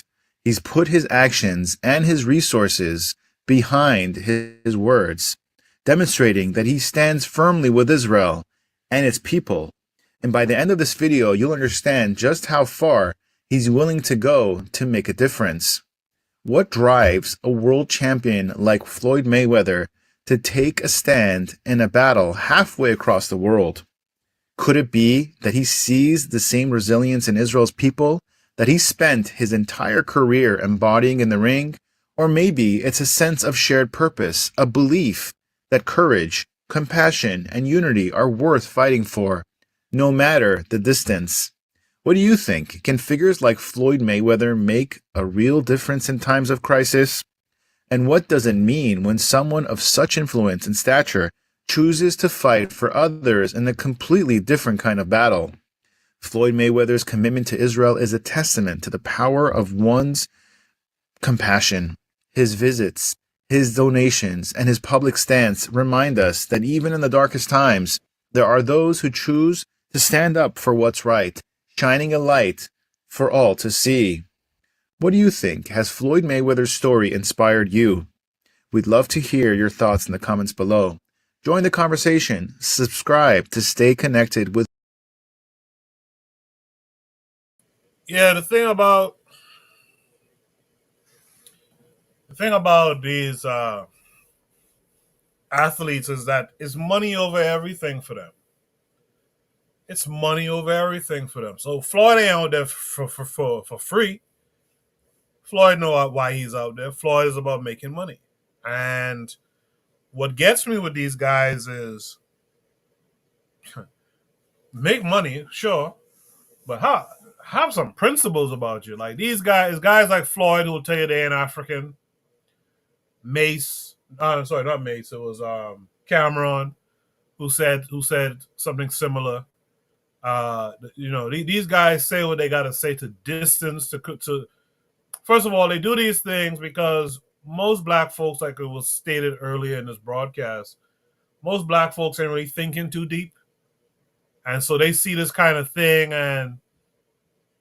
and they just follow that because he's iconic to some black folks. They'll just follow whatever Floyd says. So they'll be all about Israel. A bunch of them are already about Israel because of religion, right? Israel's God is their God. And then you got a clown like Floyd, who's really just there to make his money, but they'll follow along with that. So this is what these guys are being paid to do. They're being paid to bring Israel into the sympathies of black folks.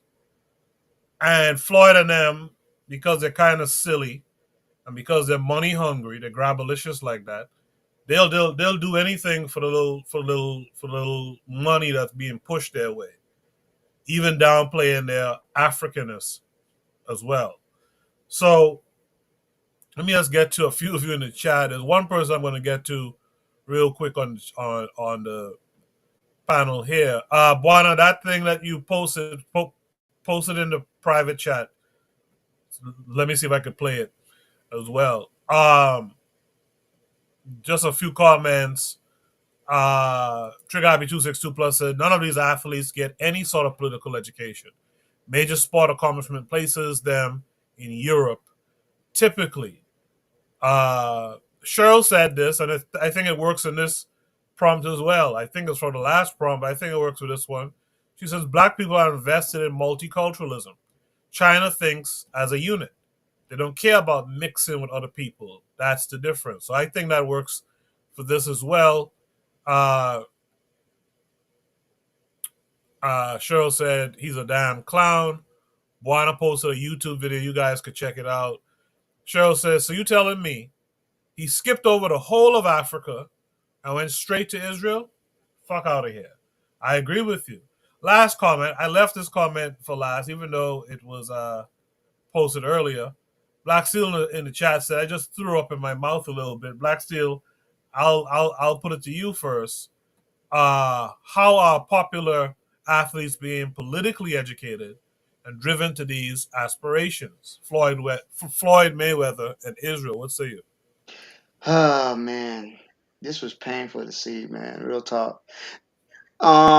This is basically similar to how black artists went to South Africa during apartheid. You know, Tina Turner among them during the apartheid struggle. Who else? I know Stephanie Mills was another one. These black people just wanted to make their money. They didn't care what the crimes that were being perpetrated against their people, against black people overseas. They didn't care. So the question is, how are popular athletes being politically educated? They're not being politically educated. You know, they are told what to do and they do it. There's no political education involved with that. Because if there was, there's no way he would say Hamas terrorists. There's no way he would give bulletproof vests to people who are murdering children, right? There's no political education to be found. Someone is a political education in the room with us now? Because I don't see it. You know, there's no political education being told. We're a long way from the Muhammad Ali's of the world, right? He is truly, you know, he goes where the money goes. This man has no loyalty to anything but his pocket. He is the biggest example of a mercenary I could think of in this world right now. He doesn't care. I mean, but Floyd can't read. How you gonna politically educate somebody who can't even read? You know what I'm saying? Floyd doesn't have, you know, we talked about education earlier and being able to read maps and whatnot. Floyd can't read. How you going to educate him? You going to have what pictures? You got a picture book? He's not an intelligent man. He's not known for his intellect, right? So I compare Floyd with those black people, those black entertainers who are going to places like South Africa, like even Israel. I think Peter Tosh refused to play in Israel because he understood the apartheid that was being put against the Palestinians. Um, but here Ziggy Marley is going to, because his wife is Israeli of all people. Anyway, I'm digressing. Yeah, Floyd didn't get no political education. Floyd didn't get no education, period, let alone political. He had no political, no whatever. No, he's just not there. But he's a rich black American who whatever his handlers tell him to do, he's gonna do it. You know, and they weaponize him and his fame against people who are literally being murdered, who are being genocided to death. But you know, they dropped more bombs on the Gaza Strip than than they did on Japan during World War II. It's insane. They don't need his money because they recently did a study, right? How the Pentagon failed its seventh audit, $840 something billion unaccounted for. They don't need your money, Floyd. They don't need your money. And you'll skip right over. Do you know how they treat black people in Israel? Do you know that they literally were sterilizing the Ethiopian Jewish women, so they couldn't reproduce?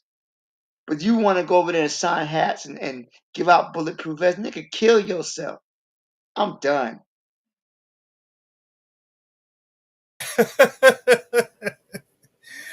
Just end it, man. Just end it right now. I can't take no more, Coco. I'm mad at you for even putting the story on here. Trigger Hobby 262 Plus in the chat said, if the principle is to get money, all bets are off, and they will move where the money is, evil or not. Cheryl said that Floyd chases white women. He's a Becky chaser. Anthony McPhail in the chat said LeBron James is even a bigger supporter of Israel than Floyd. KW7 says Floyd Mayweather is just another black weaponized entertainer, nothing new. Lastly, Cheryl says he skipped South Sudan, the Congo, and then she puts LOL. That's crazy. That's absolutely crazy. With that, let me hear what Jacadero has to say. Jacadero, what are your thoughts? I'm on the contrary, actually.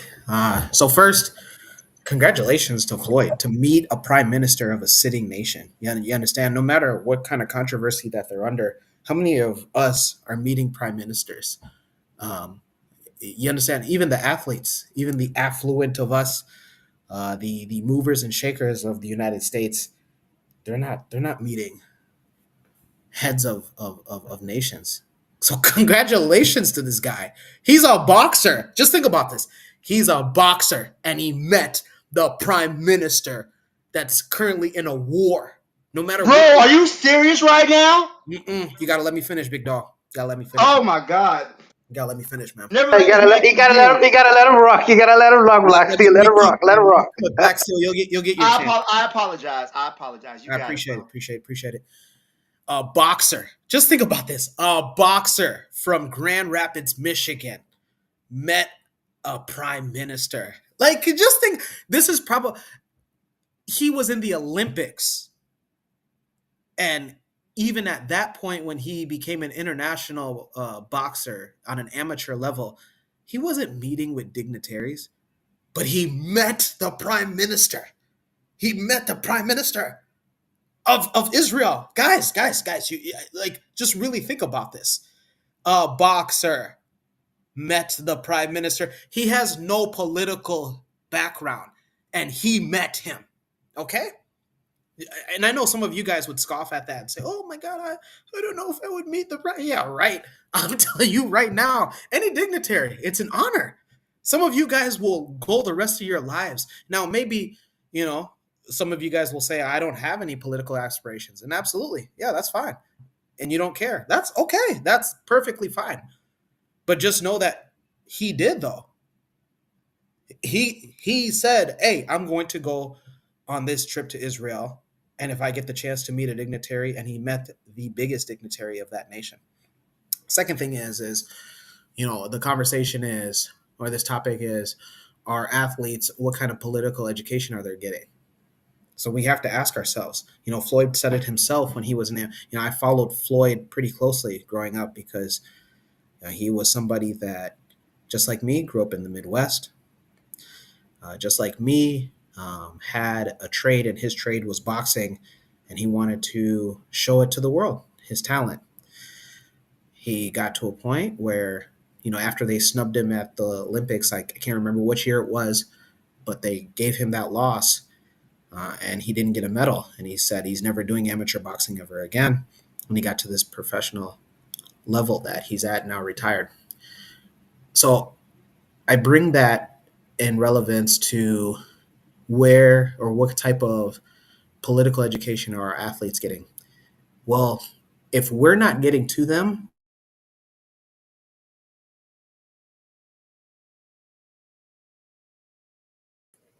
Jack Derry, your audio dropped out.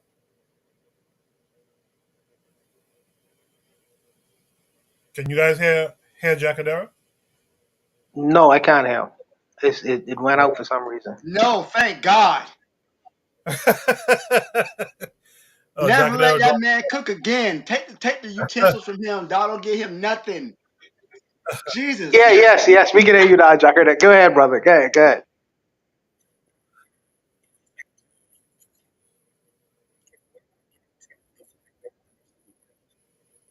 Serena herself, is off with another man that most of us would disapprove of, but also who, yeah, sure, Serena's dad was pretty prominent in her life, but it goes back to the saying, it takes a village. How many of us are getting there? How many of us are getting to these people? And if they're not getting a political education from us and from the likes thereof, then anybody else is going to get to them.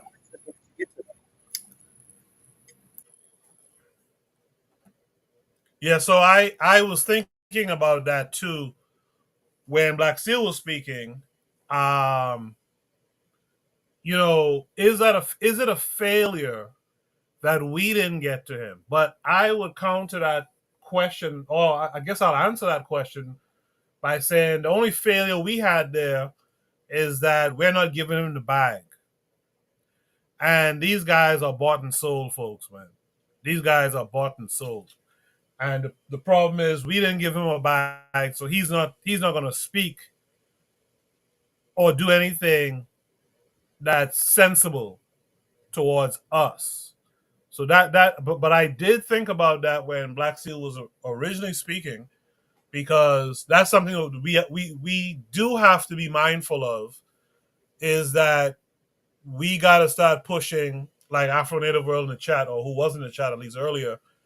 We got to start pushing a more African-centered education, and it doesn't have to be formally in a school, but at least at home, we got to teach our folks to be more African-minded and not to find, joy in all these other in all these other types of folks. That's where the problem really comes up. So when that bag comes along, yeah, these guys are gonna go for the bag. But with that said, let me hear from Juan. You heard everyone else had to say. What say you? Yeah, I appreciate Jackadero's comments because I don't mind the diversity of opinion, even though I may tend to disagree with some brothers from sometimes. I don't mind the diversity of opinions, but I would only help Jacadero a little bit if he may not be aware of this. But Muhammad Ali, when he fought in the Congo, he met a head of state as well. He met Mobutu Sese Seko at the time, and he was the president of the Congo. So this is not necessarily a new thing, because when you are like a world champion, the heads of states like to meet with you. Like Mike Tyson would have met many heads of states as well.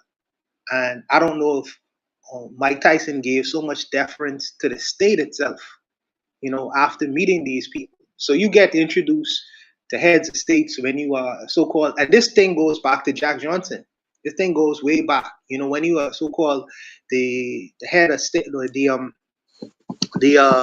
world champion at something, usually heads of states want like Usain Bolt.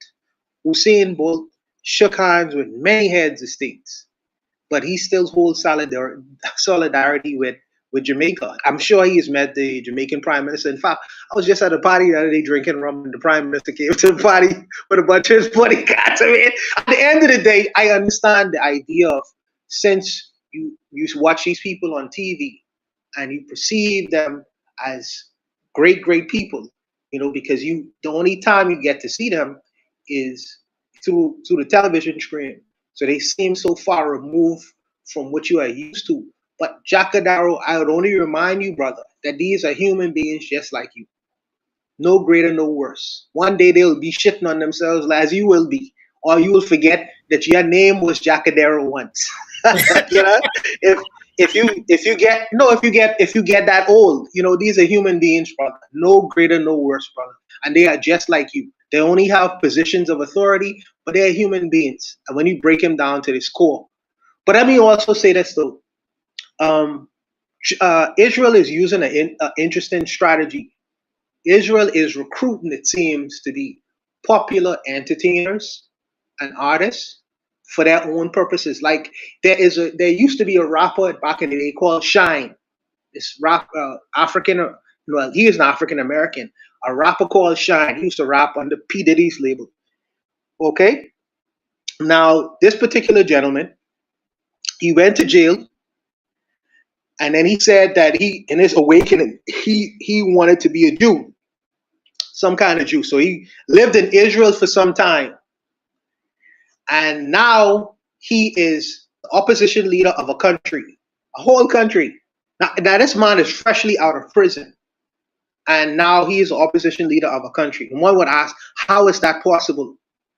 Obviously, I believe that either Mossad or someone instructed him financially, because he was on that Israeli kick, and they sent him back to Belize to be the so-called leader. Now he is allowed to come back in the United States, where so many people, when they get sent from the United States, they never have the ability to return.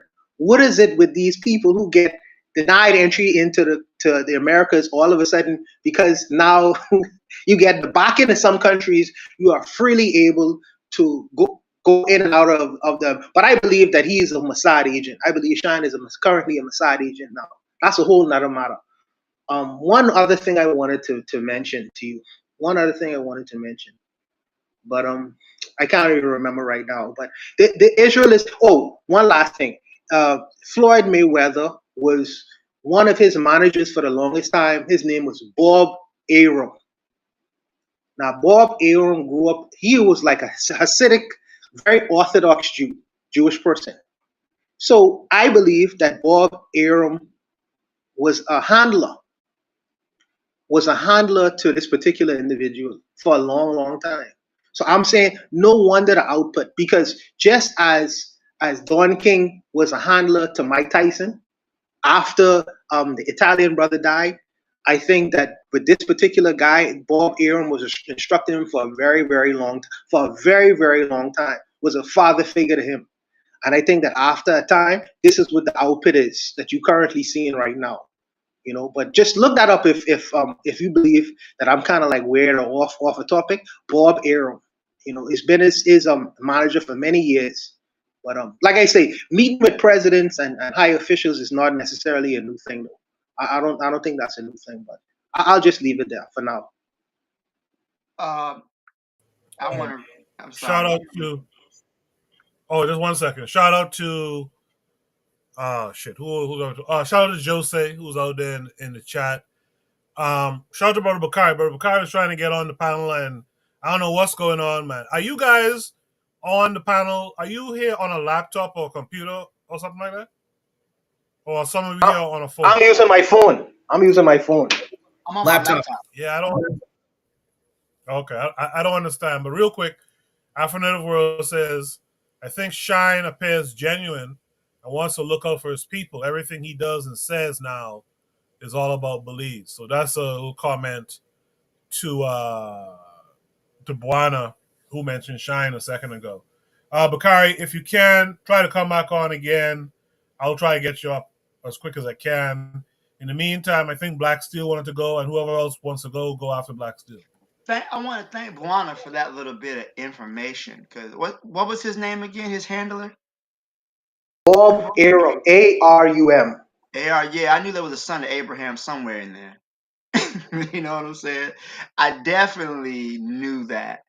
But I will say that meeting a head of state who is an international war criminal, who has an open warrant from the International Criminal Court for crimes against humanity and war crimes, is not a flex.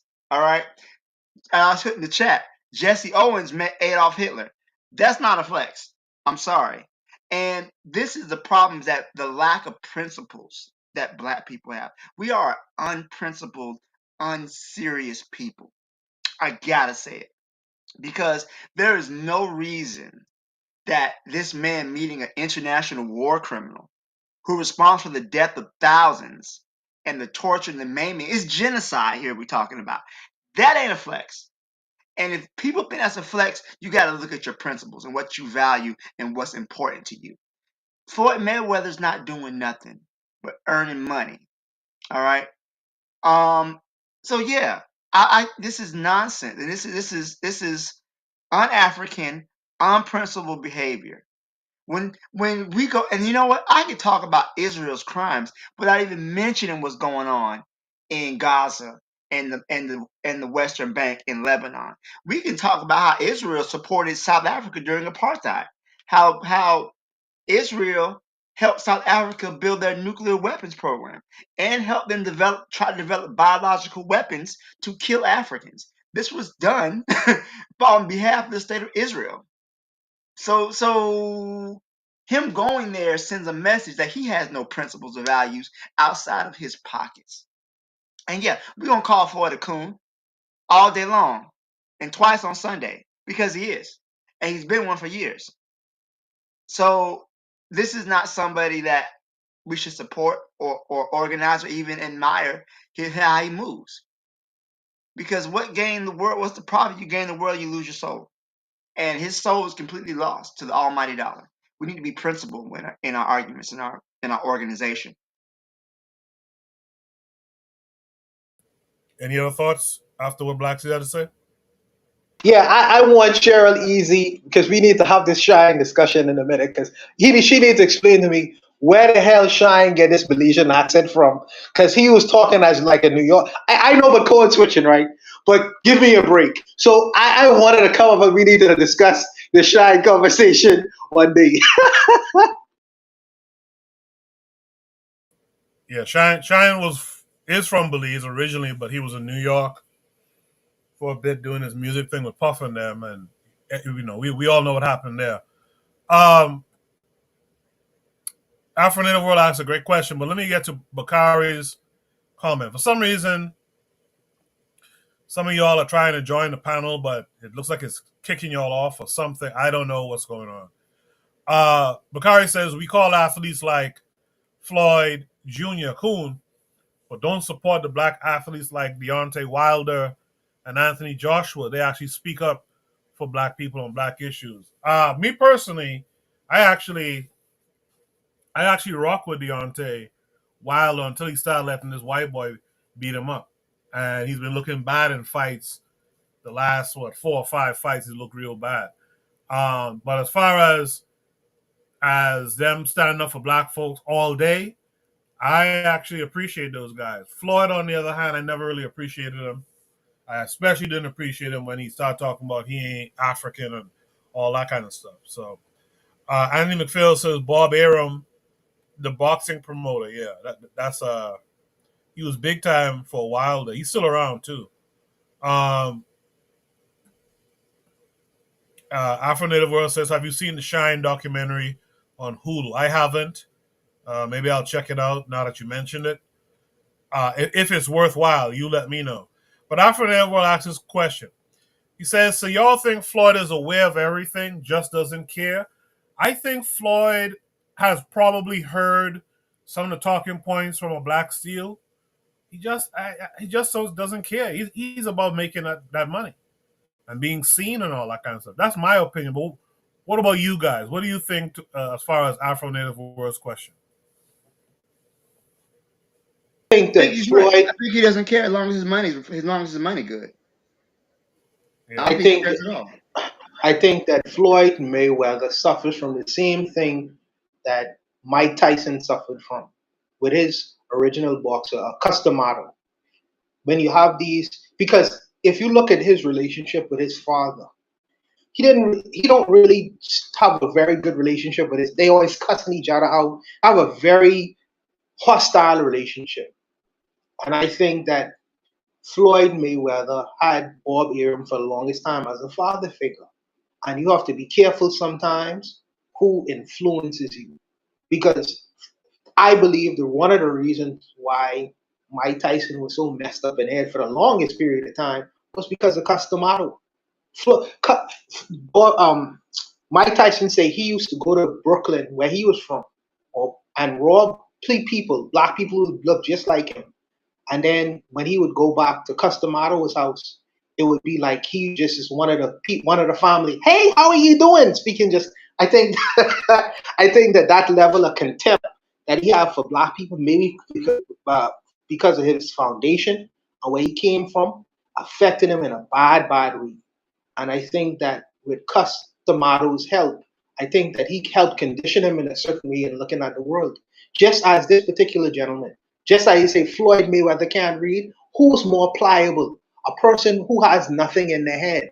So Bob Arum fill him with all the ideas of Jewishness and Judaism and Zionism, because Floyd Mayweather never had no kind of African-centered education or education to begin with. People always tease him about him being stupid.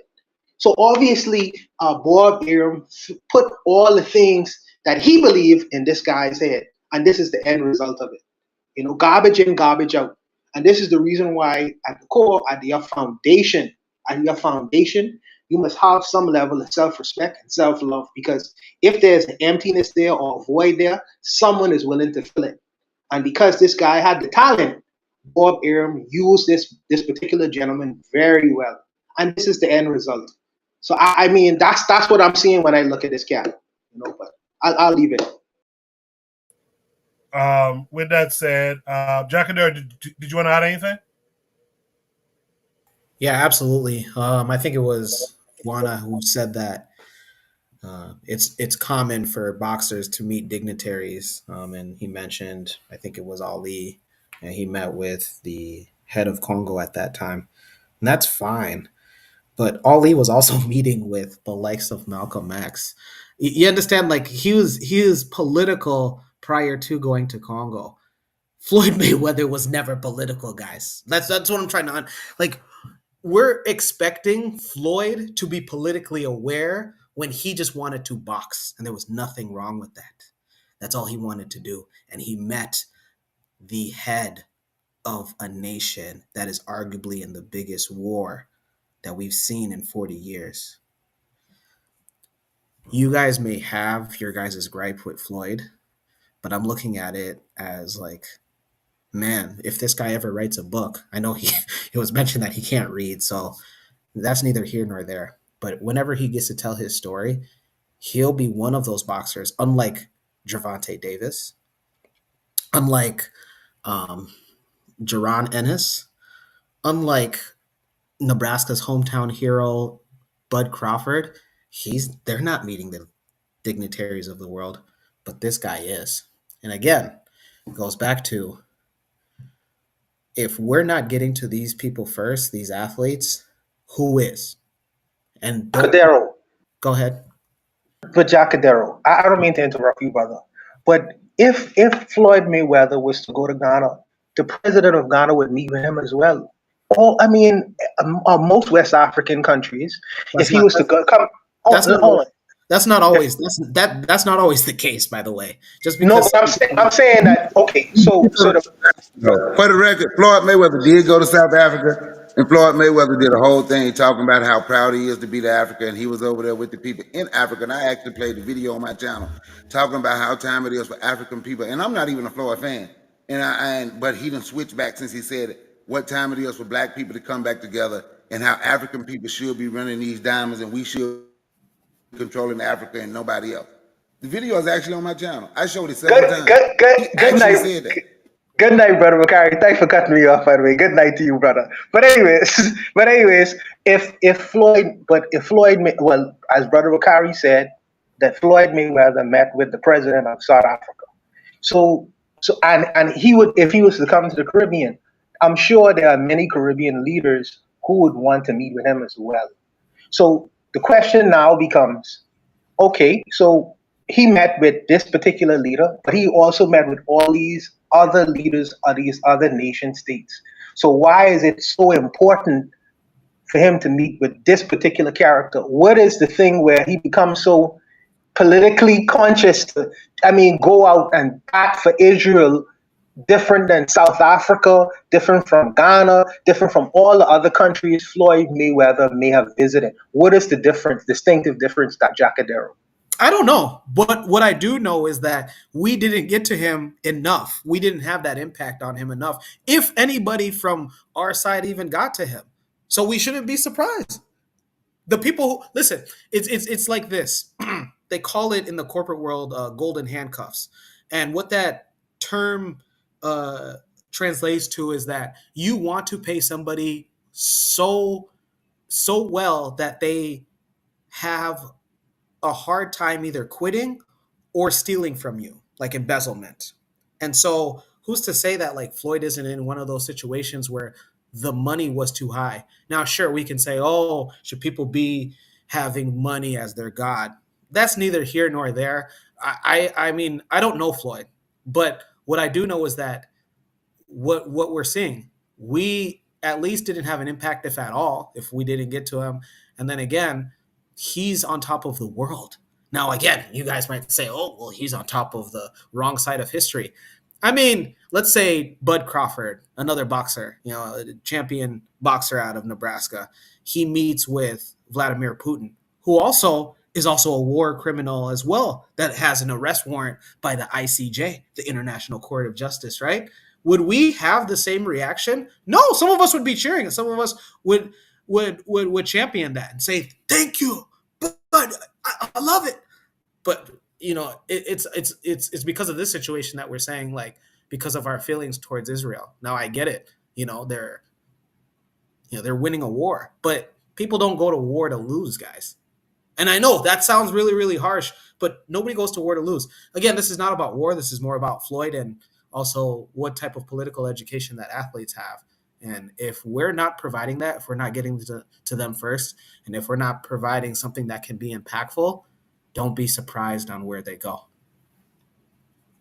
Let's welcome in Brother Bakari, who jumped the gun earlier. But let's welcome in Brother Bakari this week. Bakari, how are you? You have to unmute your mic, Bakari. All right, look like Bakari's not there. Let's welcome in our brother Kofi this week. Kofi, how are you?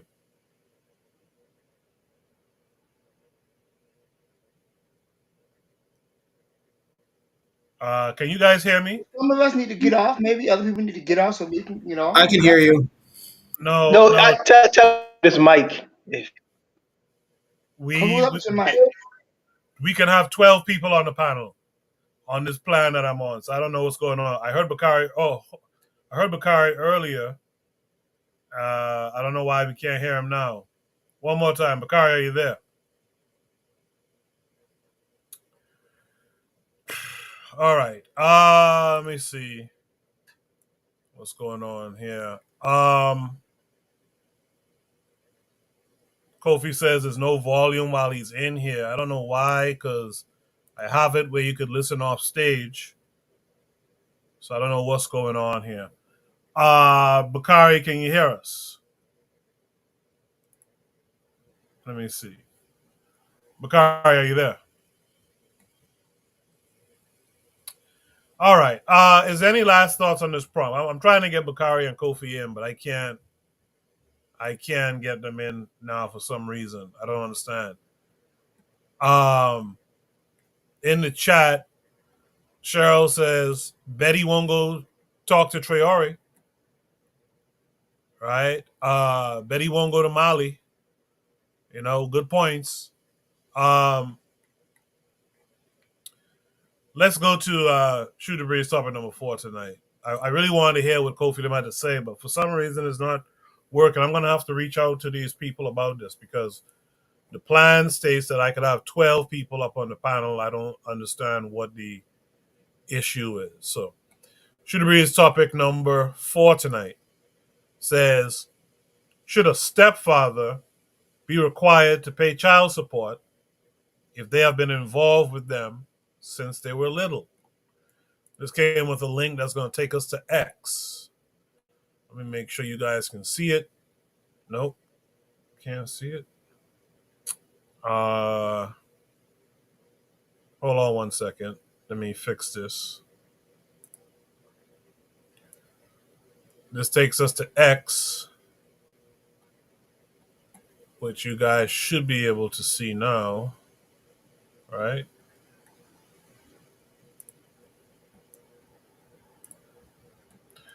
Yeah. This is a tweet from Alpha Fox. It says, should a stepfather be required to pay child support if they have been involved with them since they were little? We'll watch the video just over a minute. We'll watch it maybe twice, and then we'll discuss it. It's not my kid. Papers? You're signing these papers. You I'm not her signing life nothing. No, for I'm not. I 7+ just told you I'm not years. signing this. Since she's been born. This paper, I'm not signing. I'm not signing that. You want this is your this is her decision to get divorced. So why should I pay for her daughter that's not mine biologically? Whether you think I adopted her or not, I took care of her. Give Okay. us 15 and we'll figure this out. Okay, you might need 15. You know what I'm saying? You're just throwing away 7 years of being in your daughter's You're throwing away life. 7 years. You raised her. This was your idea, not mine. You raised her. We were together. This is your idea, not mine. You know what? Was it not your idea to get divorced? Look, we're not getting anywhere. Okay. Let's just take 15 minutes to cool off and come How you don't want to help me take care of Charlotte? Yo, you being unprofessional. How right you now. don't want to help me take care of You're Charlotte? very unprofessional. So what am I supposed to Talk tell to your Charlotte? lawyer. So what am I supposed to tell her? Tell her that we So get what am I divorced. supposed to tell her? Okay, I'm So not you signing that. just Quit walking throwing out that of at her me. life completely? Yes, I am. I'm closing this chapter in my life. Follow Masculine Craze for more relationship advice and tips. It's not my Where's the kid. papers? You're signing these papers. You I'm not her signing life nothing. No, for I'm not. 7+ I just told you I'm not signing this. Since she's been born. This paper, I'm not signing. I'm not signing that. You want this is her decision to get divorced. So why should I pay for her daughter that's not mine biologically?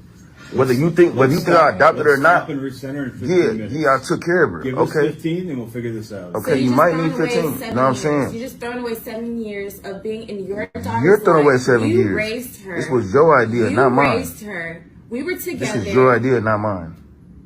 You know what? Was it not your idea to get divorced? Look, we're not getting anywhere. Okay. Let's just take 15 minutes to cool off and come How back. you don't want to help me take care of Charlotte? Yo, you being unprofessional. How right you now. don't want to help me take care of You're Charlotte? very unprofessional. So what am I supposed to Talk tell to your Charlotte? lawyer. So what am I supposed to tell her? Tell her that we So get what am I supposed divorced. to tell her? Okay, I'm So not you signing that. just Quit walking throwing out that of at her me. life completely? Yes, I am. I'm closing this chapter in my life. Follow Masculine Craze for more relationship advice and tips. Yeah, so that's an interesting scenario, right? One I've never really thought of. Well, I've actually heard someone got caught up like that before.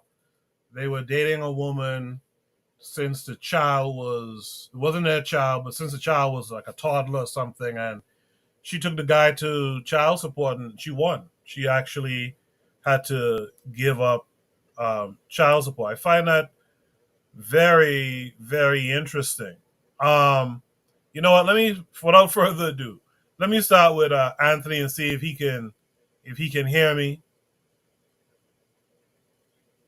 Unmute your mic, Anthony.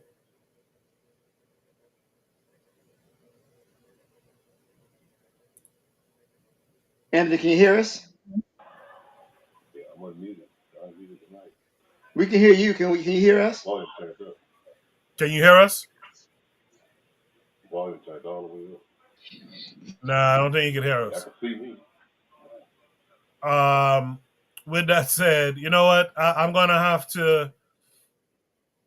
gonna have to deal with the people I have up here on the panel tonight because for some reason it's not working with other people who've joined after us. So we'll just stick with us for now. You guys, if you have comments, just leave them in the chat. I'll read them. Those of you who try to get on the panel like Kofi, Brother Bakari, and Anthony, just put them in the chat. I'll read them on air. The first comment we got is from Cheryl, who says the child support system is a scam. She goes on to say he would be fine taking care of the child without involving child support. Very interesting comment. I'm glad you commented because I really wanted to hear what a black or African woman would say to this. Let me mix it up a little bit. Let me start with let me start with Jacadero. Looks like Buana dropped off as well. Let me start with Jacadero on this one. Jacadero, what are your thoughts here? I don't have much. I don't have much to add. You're walking into pretty much an established family. As a man, I don't know why you're not having any concrete thoughts about what it is that you're doing that's life impacting. So this guy, it's what's the word that I want to use? He did it to himself. The fact that he's in this situation, he did it to himself. And we'll figure this out. Okay. Yeah, he did it to himself. He got involved with a woman that already had a child. I'm indifferent with that whole situation. If you want to get with a woman that already has a child, that's on you. But also think about everything else. And clearly, he didn't. Now he says in this clip that she brought up divorce. This is to all the fellas out there. I'm not a father. Never been married either. But just usually the things, and I just go off of the things that I've seen, usually men that get involved with women that have kids, if it didn't work with that guy that she had kids with or a kid, you just have to ask yourself, why do you think you're going to be so special? This guy did it to himself. Thank you for that, Jacadero. I do have a follow-up question, but I'll ask it at the end for everyone. I think it's important to frame it in an African-centered way too. With that said, Buana's back. Buana, did you see this video? Now, Buana having trouble now too? Buana, unmute your mic if you can hear me. All right, I give up. Let me see if Black Steel is still now there. I can't hear anything. The hell is this? Wow. Buana, you can't hear anything? Okay, this is strange. Hold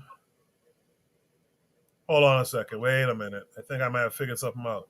Buana, can you hear me now? Buana, can you hear me now? No, I guess not. 1 2 1 2 1 2 1 2.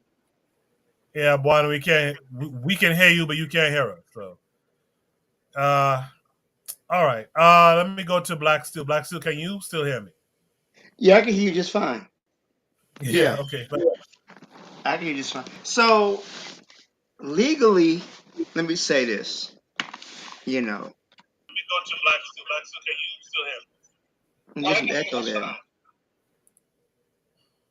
So legally, if the father adopted the child, like they went through a legal adoption, she might have a leg to stand on, right? Because I know people who legally adopted a child, meaning that it's a legal responsibility of that child. Father signed off on it, or they didn't get the father to relinquish his rights, but whatever happened, they got a legal adoption. All right. Once that legal adoption was done, that is the child's father. So in a situation like that, she could get child support. Absolutely, she could. Now, if this man had the good sense not to do that, then she might be, she might not have a leg to stand on. But if dude adopted that child, then yeah, they can make him pay child support because now he's assuming responsibilities of the legal father. With that being said, he could also push for visitation as well if child custody, things like that, if he adopted the child. I think this is a skit, personally. I think because who's bringing a camera into a court proceeding or a mediation like this? That would be ridiculous. So I think this is more of a skit than anything else. But yeah, I think that is if he was just with her, dated her all those years, then I don't think that would be really a case for her. She couldn't really get child support. He could just move on with his life. She can move on with her life. My question is, why isn't the biological father already on child support? If you were in a relationship with this child, with this man, with you had a child from somebody, it's not your husband, y'all. Before you met your husband, the biological father should already be on child support. So instead of you getting your money from the child's actual father, you're trying to go after your ex who's not the father. Is it because your future ex-husband has more money, has a better job? than your baby daddy? I don't know. But I think unless he adopted that child, get the fuck out of my face. I'm not signing anything. And you don't gotta sign anything, honestly, which makes me think he didn't adopt her, because you don't have to sign anything, because the court will go after you for child support. You don't gotta. They'll ask you to present your wages. They'll garnish your check if they need to, but they're not gonna. You don't gotta sign anything, which makes me think this is a skit. She's just trying to be funny, or she's trying to get dude to put some money out here that he really doesn't owe. And she wasn't gonna get it anyway. You're not gonna get no money if you didn't adopt that child. That's not your kid. So move along. You know, best of luck in your future endeavors. But if he adopted her, then yeah, she might be able to get a little something. I appreciate that, Black Steel. I'm going to try Buana again. Let me add him to the scene now. Buana, can you hear me? I can hear. Yeah, I can hear you all. I can hear you all. All right, Can good. you hear me? Different, yes. Yes, I can hear you. Yeah, we can hear you, Buana. Yeah, I'm on my. I had to go on my laptop. Yeah, I'm in agreement with Black Steel, with his assessment. But I understand where she's coming from as well. You know, if you have assumed certain roles or positions, you know, if you carry the privilege of messing with this lady and the child, having a relationship with them for a series of many years. Now, if you have that privilege, obviously you carry some obligations, uh, even though that obligation may have not been signed off in paper form, or if it may not been put to legalese into documents in terms of uh, um, adopting that child. I think that just as you have common law marriage, I think that you should have common law parentage. You know, What? where you are assigned. No, hear me out. Relax, hear me out. Hear me out. I think that if you've been no, Black Steel, you've been playing Black Steel, Black Steel, you've been playing daddy for several years, brother, several years. Not only that, you have been having access to that mother for 7 friggin' years. Okay. Now, I think that there is a obligation that comes along with that, and it may not necessarily be on paper in paper format. I would say I'm married to this woman, or I have legally adopted this child. It's assumed. It's implied. It's implied. It's implied. So I think that you should carry some of the responsibilities. Now I understand the other side to that argument as well, Black Steel. I do not believe his argument is just as legitimate. I think that he says that this child is not biologically mine. Why do I have to assume the responsibility of the child after I'm not no longer with the mother? But you take on that you take on an unassumed role when you have a relationship with the mother. You take on an unassumed role with if the child has if the mother has children, you take on the unassumed role as that child's parent. If you in a relationship with that child, it might not necessarily be signed off on or put into legalese, but you take on that role. It's implied. It's implied. So I understand how she feels, but I also understand the other side of that argument because it's not biologically my child. And that's always his trump card. Yes, I did assume the role of father, but biologically that is not my child. Why should I have that responsibility? But you played that role for 7 friggin' years. How do you ignore that? How do Man, you walk fuck away them from that so kids, easily? man. So I understand two sides of the argument. That's all I'm saying. That's Man, all I'm fuck saying, them man. kids, Buana. Listen, let me say this, man. If I still got to be responsible, I mean, here's the thing, man. Old girl, it's a package deal, right? So if I'm dating you, obviously, if I'm in a relationship with you, I'm expected to do something for that kid, I right? can't hear nothing. Once the relationship ends, we're done with what are we talking about here? Like, go after that child's Okay, father to maybe get it's the money me, from but I them. can. Trying to get on the can here. No, continue, I hear Black Steel. you, Go ahead. but what you need to So if she really valued that relationship, she would try to work it out with that man so he could stay involved in that life. What she trying to do was have her cake and eat it too. So she can leave the relationship but still get the benefits financially of him taking care of her child. So that means if you leave, can I still get them cheeks when we leave the relationship? Fucking kids, man. That's an excellent question. Do you still have access to her? Yeah, but you want access to my wallet. This is the teacher. This is the teacher talking about fuck them kids. So you understand his stresses. But I think that I just see two sides. I just see two sides to this argument. But I understand where you're coming from. I just see two sides to it. I feel like I see two sides. If you understood the amount of referrals I had to write last week, you say fuck them kids too, sir. Okay. Here's the thing. Listen. My lady's a teacher, so I understand y'all be on some fuck them kids kind of thing. Here's the thing, and I'm gonna try to come back. I don't know what's going on with this thing, but try to come back if you can. Here's the thing. What if the situation was reversed and he had the children and she didn't? And he was trying to get divorced. Does he have a way to get something from her to keep her around as the mother figure for these children? No. Statistically speaking, Koku, pardon me? From a statistic standpoint, women default on child support more than men do. Women get forced for child support more than men do? Women fall into arrears more than men do. Okay. Yeah, because even though they rarely have to pay it. When they do pay it, they tend to fall behind and not pay more so than men do, because they're not getting locked up the way men are when we don't pay. I'm not pay child support, but in general. Right. Yeah, it's to me it's unfair, and it's like, well, where's this child's father? Right? Where's this child's father? And this brings me to the African-centered part of the discussion, I guess.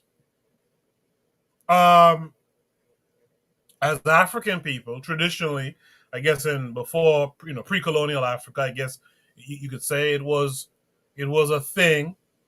Even like in the Caribbean, like when I was born and before, it was a thing where you will take up other people's children and help to raise them and this, that, and the other. So on an African-centered level, should this man still look to raise this child and be financially obligated to this child? Because that's really the problem here, right? The problem here is that she's trying to put him under letter of the law type stuff, right? Him signing a piece of paper that he's going to be financially obligated to this young child. My question is, should he do it because as an African, assuming that he's black, because as an African, he's supposed to do that? Should he do that and just accept the financial loss? So Anyone can answer. Let me ask you this question. In many cultures in Africa, right, from my understanding, all children in the village belong to the village. So every male in that village was that child's father. Every woman in that village was that child's mother, or every child was their brother and sister. That's how it used. And I might be mistaken, but there was almost like a sense of, connectedness with every adult in the village. That's my understanding, right? He ain't in her village no more. Go find the child's daddy. We're not, you ended the relationship with me, right? It sounds like it was a decision she initiated, right? That means she got to hold that.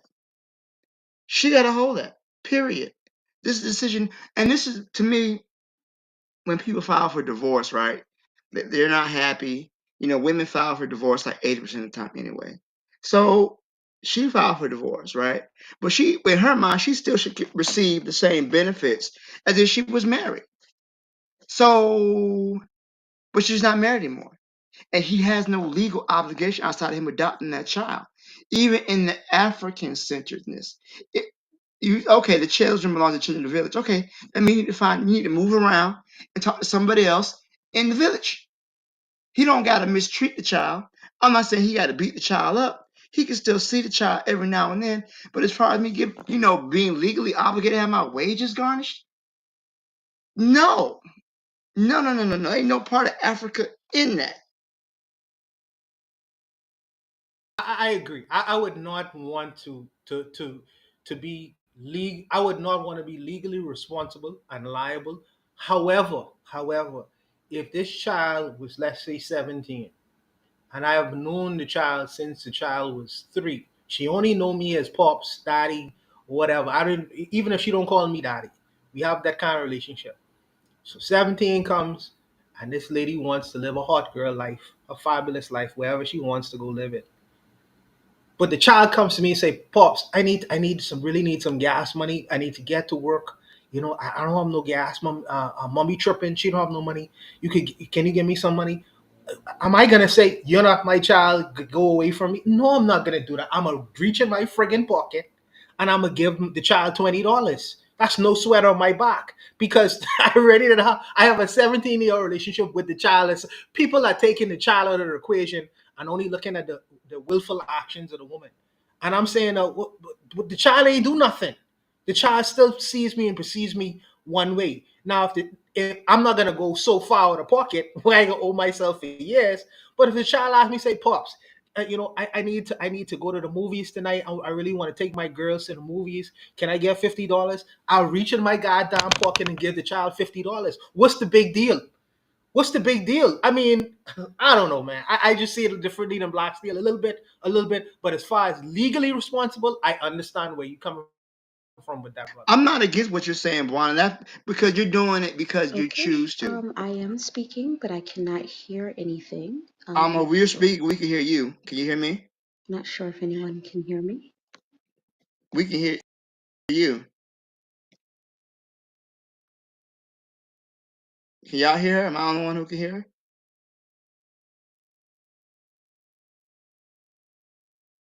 Yeah, I hear her, but I don't think she hears us. I wonder if she's on her phone or a laptop. I don't know. Are you on the phone or a laptop?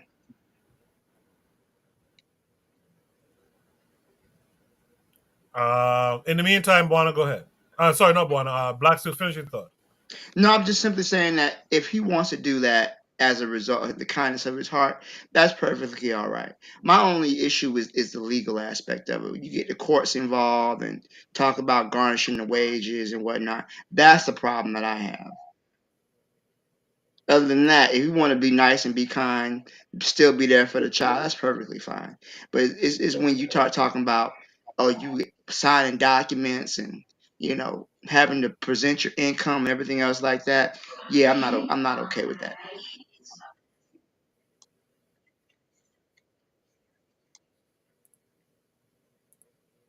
You still If can't she, hear us? if she can hear this, try taking off your camera and then just using the audio, because what had happened to me when I got in his or when I was trying to get in is I was trying to both use the audio and video and it was an issue for me. So try just using just the microphone and not the camera. Look like Anthony came back and he can't hear anything either. So I tell you what, guys, don't try to come on tonight because we're going to end soon anyway. I'm going to figure out what the issue is. I'll try to during the week, and I'll make room for all of you guys next week. Like I say, on the plan that I'm on, 12 people could be on the panel. I don't understand why it's a problem. So hit me up next week, and we should be able to do it. In the meantime, post your comments in the chat, and I will post it.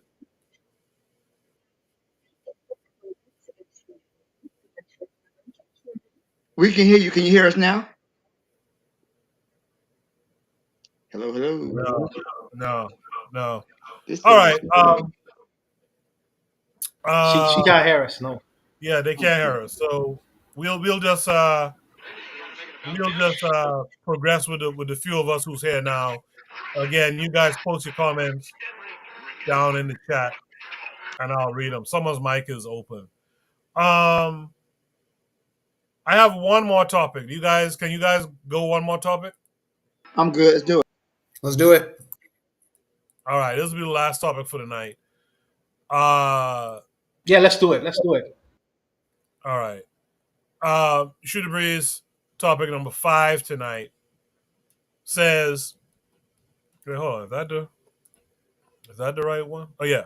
Shooter Breeze topic number 5 says, is music getting more wholesome as time goes by? This came with a link that's going to take us to X as well. I'll play the clip and I'll play it and then we'll discuss it. So this comes from Vince Langman. It says, "OMG, I haven't laughed this hard in a long time." So let's check it out. And what really killed me was last Christmas, we canceled a song that was written in the 1940s called Baby It's Cold Outside. People were triggered by that song. Radio stations wouldn't play it. They said it had toxic masculinity in it, and they said that the lyrics had suggestions of male sexual aggression, which is fine if you feel that way. But at the exact same time, the #1 song in this nation for over 2 months was entitled Wet. Ladies and gentlemen, I am not making that up. Google it. Check me out on that. I'm not lying. For over 2 months, the #1 song was played on the Grammys. It also won the Best Hip Hop Song for the American Music Awards and the People's Choice Awards. And so I thought it would be fun to compare and contrast the lyrics of these two songs to see if indeed this country has lost its mind. Now,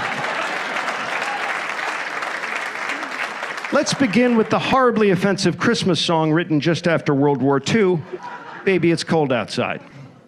I really can't stay, baby, it's cold outside. I gotta go away, baby, it's cold outside. This evening has been so very nice.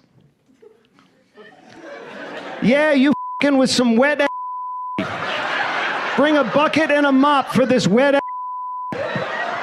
Beat it up, N-word, extra large, extra hard. Put this in your face, swipe your nose like a credit card.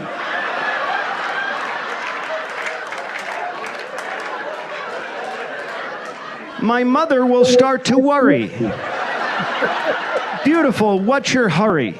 My father will be there at the door. Listen to that fireplace roar. Well, maybe just half a drink more. Spit in my mouth. Look in my eyes. This is wet. Come take a dive. Talk your shit, bite your lip, ask for a car while you ride that dick.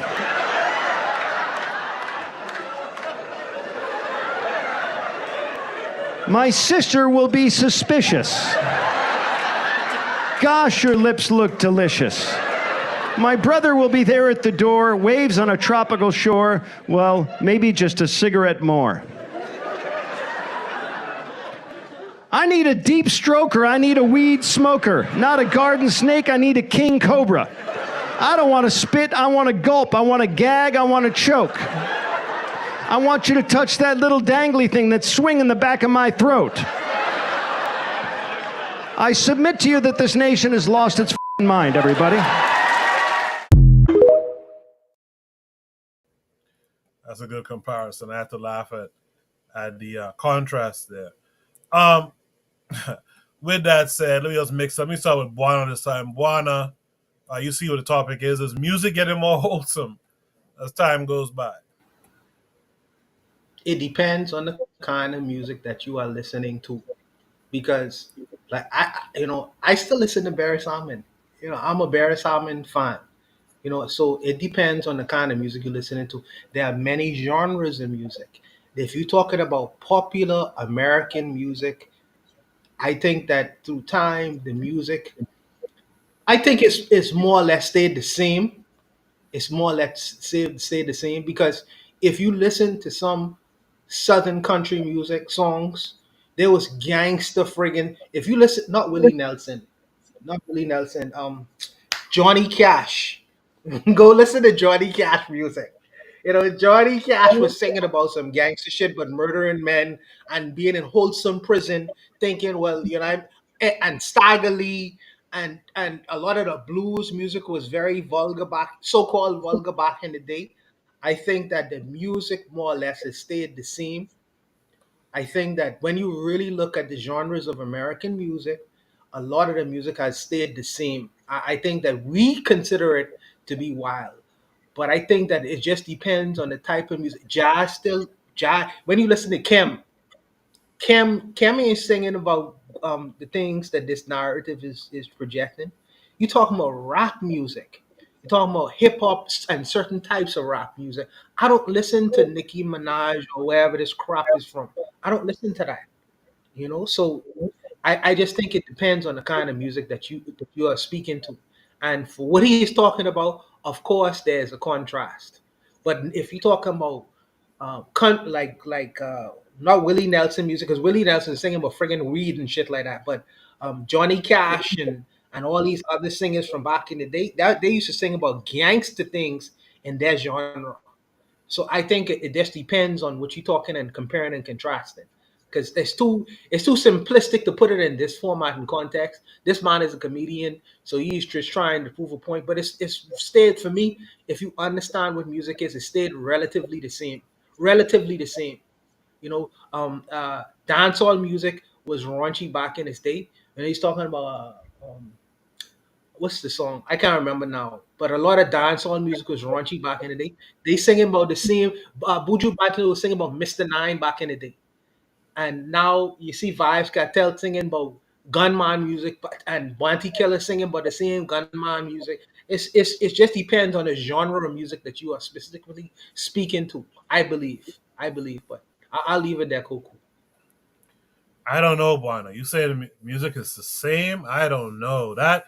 What song in '75 was like WAP? This song that this white guy is contrasting. What song? What mainstream song in 1975 was like WAP? You ever heard this song by Lloyd Kish? You ever heard a song by Lloyd? I think it's Lloyd Kish who sing about saltfish. When he sing about eating Sparrow. pussies. I can't remember the name of the song. Sparrow, Sparrow. Yeah. Sparrow, Sparrow singing about eating coochie back in the day, bro. Yeah, I mean, so it's like, what are we talking But about? What are but we talking? but no. When Sparrow was singing about that, in fact, you'll see some memes and stuff on the internet today with adults our ages, and they'll be like, "Man, I shouldn't have been singing this song at all back in the day. I just now realizing what they was talking about." When Sparrow was talking about saltfish, ain't no one know no child knew what he was talking about. No child. I All the know that adults song. did. All the adults did though. All the adults did. Yeah. The adults could put two and two together, but a child knows what WAP is about.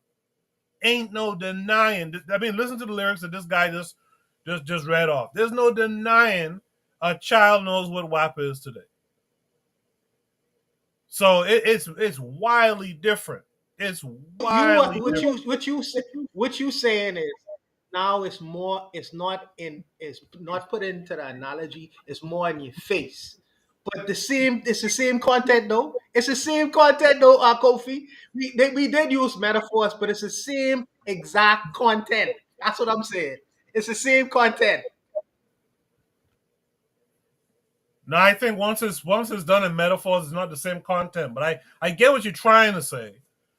But like Kofi said in the chat, uh he would use metaphors. Nowadays, they just tell us exactly what the fuck it is. I mean, a song called "Wet Ass Pussy." That's the name of the song. This shit is wild. This shit is wild. But anyway, that was one. Let me hear from Black Steel this time. Black Steel, what say you? So Koku, you made me think I shared this song from like the 1930s. It's some fucking ragtime called "My Girl's Pussy." Okay, so this is back in 1931. All right, But was so it mainstream though? there's a song. So there's a show on HBO called Boardwalk Empire. I don't know if you heard it before, but anyways, in the Yeah, song, yeah. the dude is singing the song. So I'm assuming it was mainstream enough back in the 1930s that people knew it, right? Um, but I will say this, right? I believe that raunchy, risque music has always existed, right? But to your point, it hasn't been so widely available, right? Many times people would play music like that. They would wait till the kids went to bed. They wait till they go someplace where there were no kids. They wouldn't be exposed to that. So I do see what you're saying, and I do believe that young people shouldn't be exposed to every song that's out there or everything that's out there because they're young and their brains can't always process it. I don't think that this type of music is bad because we're grown, we're adults here. But I do think the issue is that it's too available. But then again, that's the nature of our society. There's nothing that's sacred anymore. You have a smartphone, you can download anything. You have access to anything. Um, but I don't necessarily see anything inherently wrong with having that type of music. It's just that it shouldn't be for everyone's consumption. Um, at least I think personally. Um, yeah, I don't know. I think it was very funny comparing the two, but like you said, it's a number one hit like that, and Billboard awards and number one song. So I get it, but we live in a sexualized culture. Number one, sex sells. It always has. Um, Megan Thee Stallion and Cardi B, whatever. I think there's bigger things, bigger fish we gotta fry. I'm not saying that children, but again, I don't think that kids or young people should listen to the song. But the problem is that parents aren't really parenting anymore. So whatever they listen to, the kid listens to. We used to be a time you get in the car, you listen to something that you should be listening to. All right, I'm cut it off, or you put on something else. Like when I was younger, I'm in the car, listen to my gangster rap, or whatever. When our son was in the car, I wouldn't listen to that. I changed the song, because I didn't want him to listen to that. Here I am going off to work and I'm rapping about people robbing, killing people, selling drugs. That's not what you really want your kid to listen to. But me as an adult, I know the difference between the two. But I would just change the song. Okay, my baby's in the car. Let me change it up. I don't need you to listen to this. I don't need her to listen to this. Nowadays, just they listen to the song with the kids. The kids know the words better than the parents do because the parents don't have control like that they used to. Because between the smartphones and the iPads and everything else, everything's at their fingertips, and that's a gift and a curse at the same time. So I'll stop there. I appreciate that. Yeah, that song that you were talking about, I'm going to play a piece of it in a second. But in the meantime, let me hear from Jackadero. Jackadero, what say you? All right. Just like Buana had said, the music has, and I agree with Buana. It has stayed the same. Context has stayed the same, but the provocateur has changed. It's more blatant than anything. But to give you examples, I love examples. Let me give you an example from 1979. The track is called "Ring My Bell" by Anita Ward. It was a disco song written by looks like a man, and it peaked at number one in 1979 on the U.S. Billboard Hot 100. Let's go ahead with the context that I'm referencing. The lyrics, "Ring My Bell" by Anita Ward went, "I'm glad you're home. Now did you miss me? I guess you did by the look in your eye. Well, lay back and relax while I put the dishes away. Then you and me can rock a bell. You can ring my bell." And then just a repeated bar for three more bars. So, ring my bell. For those that have imagination, use it. I'm sure you know exactly what is being. Well, look what you said there, Jackadero. Because what you read really didn't do nothing for me. I'm like, okay. Right? But it's when you said, if you use your imagination, I ain't Yeah. had to use your imagination for WAP, though.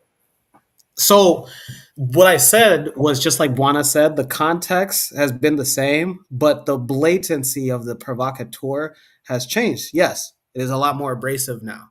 But nonetheless, so when we look at this song, Ring My Bell, the writer of that had stated that he he wrote this song and the lyric "You Can Ring My Bell" was sexually subjective, But when he wrote this song, he said that he deliberately avoided any overly subjective lyrics because he wanted to project a clean-cut image for her, Miss Anita Ward, the singer.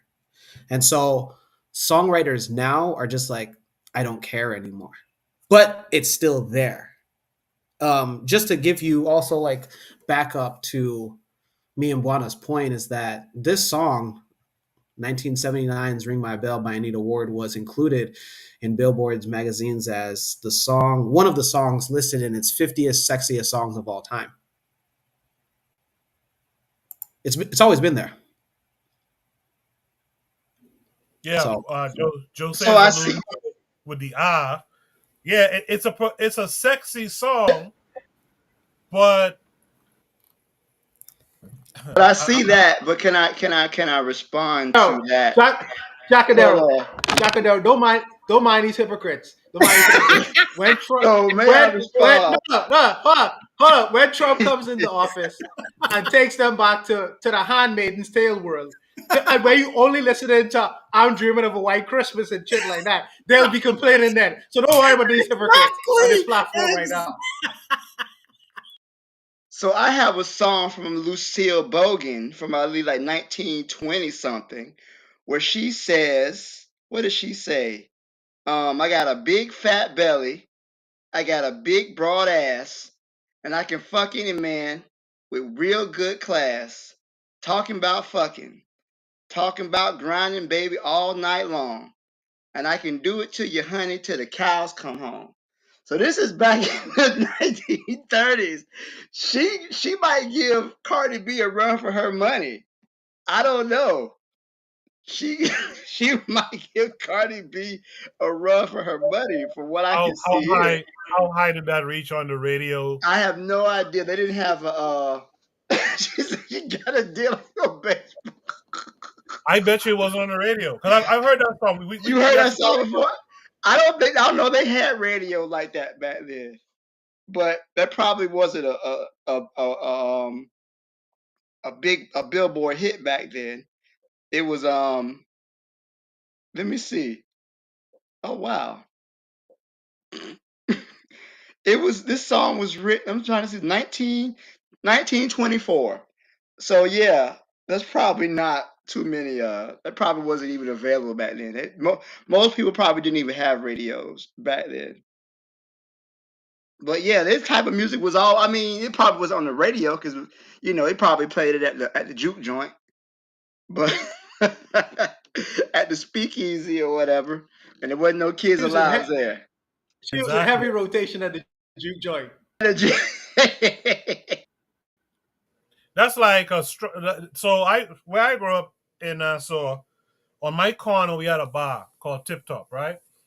On Tip Top, them alkies in the daytime used to play a song, stroking. I've been stroking, and it's like goddamn, Right, like I've been stroking. Yes.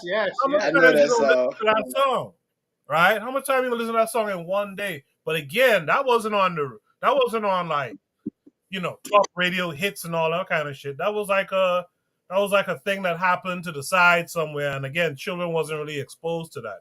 I see Kofi came back on. Let me see if I can get him up. Kofi, can you hear us? I'm guessing Kofi still can't hear us. I tried, y'all. We'll try again next week. With getting more people on. But so Kofi, thanks for trying again. But I can't get I for some reason I can't get it to work. And so I'll have to try again next week with it. But before we go, that was the last topic. Is there any last thoughts on that topic? And if not, what are your positive shout outs for this week? I would want to shout out the Sahel states. I think normally I think Anthony shouts them out, but they recently announced that Nigeria is working with the French to I guess they're training their soldiers. So I believe an attack. I can hear you. I can't hear you on this app. I gotta Can you hear me now? You said have your YouTube open. Yeah, he listen on YouTube. But yeah, so yeah, I'll say that just I think that they're getting ready for an attack on the Sahel states. We just got to be careful now that Syria has fallen in the Middle East. I do think a lot of those jihad once the Middle East has been pacified, uh, those same jihadists are going to turn their eye towards Africa. So we just got to be real careful, get ready for the incoming firestorm that's going to happen. This beast is they're feeling itself. They're worried about their continued dominance. So they're going to be willing to do anything they can to keep themselves in control. So the Western hegemon is even more dangerous now that it's got its nose a little bloody. Appreciate that, Black Steel. Jackadero, what would you like to shout out this week? Besides white women or some shit. Why y'all looking this man? Besides Prime Minister Netanyahu. Okay, man. I see you, Goku. I thought it'd be your own kind, huh? That's how you'd go do me, huh? On the United States side, we one of the first topics that we had talked about, besides the beauty pageant, was wealth building in the Black American community in America. I'm here based in Nebraska, and one of the groups that looks to does empower, and throws yearly conferences for networking, meeting the movers and shakers, not only in the greater Omaha, Nebraska, but also all across the United States, especially Tulsa, Oklahoma, working with Black redevelopers, real estate agents, and the likes thereof, is the Empowerment Network. And they put on a conference every year called Rebuilding the Village. So I'm going to post this link into the chat. It's an event that is encouraged for all over. This past year, I met individuals that are the movers and shakers in Pittsburgh, PA, Houston, Texas, St. Louis, Missouri, and so many more other cities that memory doesn't serve me correct. But it's the Empowerment Network in Omaha, Nebraska. And again, they put on a yearly conference called the Rebuilding a Village Conference. I encourage those of you that want to see what Omaha's about, as well as meet with other individuals that want to build that Black wealth that's recorded to be depleted by 2053, and seeing how these guys are looking to turn the tides on that. Appreciate that, Jackadera. And don't be a stranger, man. Jackadera is one of the first people to really engage me, if I remember correctly, on this channel. So I do appreciate you. Don't be a stranger. Come through whenever you can. With that said, Buana, what say you? Yeah, first let me say shout out to Nebraska. I think that's the birthplace of Malcolm X. Yes, so it shout is. out to Omaha, Nebraska. Yes, Yeah, it is. shout out to Omaha. Sorry to interrupt you, Buana, but last year the state of Nebraska inducted him into their Hall of Fame as well, and he has his own statue in Lincoln, Nebraska now. So that's awesome that you know that. Yes, sir. Yes, sir. So shout out to Nebraska and Nebraskans, Black Nebraskans. Jackadero, you seem to be a very progressive brother. Keep doing what you're doing. Also, let me say that shout out to the Sahel states like Black Steel. I echo his sentiments. That what they are trying to do is trying to relinquish themselves, really, and free themselves from the chains of colonialism. In particular, Traore is one of my guys. I really watching what he's doing very, very carefully and trying to build his nation up. And he recently established this gold mining thing in Burkina Faso. So it's just interesting to see how he is trying to recreate that nation. And as Black Steel was saying, the dogs of war, France in particular, are trying to reestablish themselves in them areas since being kicked out. And they are using leaders like Tinubu in Nigeria and Kofu in Ghana. Unfortunately, they are being used as willful puppets. But I believe that they will be successful in this stride for independence, and I believe that they will be successful in winning their freedoms, real freedoms on the continent, and trying to establish themselves as competitors in this world. Again, shout out to all the brothers and sisters who actually came on and tried to give it a good try and listen and come in and try to contribute. I'm sure Koku within this week he'll take care of the situation so people will be able to easily come on and give their contributions and have their voices heard. So shout out to everyone who contributed tonight as well. Respect to y'all guys. Yes, indeed. I'd like to echo that last thought. I'm going to work on it, try to figure out what it is. That's the problem. Like I said, 12 people can be up here, and if we can get 12 people, that'll be wonderful. We used to get that close to that number back in the day. Let's try to get back there. So that's the show for tonight. We'll be back next week. I don't see no reason why we shouldn't. So we'll be back next week. In the meantime, you guys join the Discord if you haven't already. Post your topics for Shoot the Breeze, and your topics will be discussed here as well. Thank you guys for all the comments and whatnot from the chat. Much appreciated. Make sure to share the show after it's posted. And by the way, you can also come back afterwards and post some comments under the show as well. So, and also shout out to Provide Triggers for Evolution. Haven't seen you in a while, probably traveling. Shout out to the matron. Shout out to Marcus Garvey as well. I'd like to see more women come and get involved in these discussions. So shout out to all of you. Like Cheryl said, great show as always. I'll see you guys next week. Peace.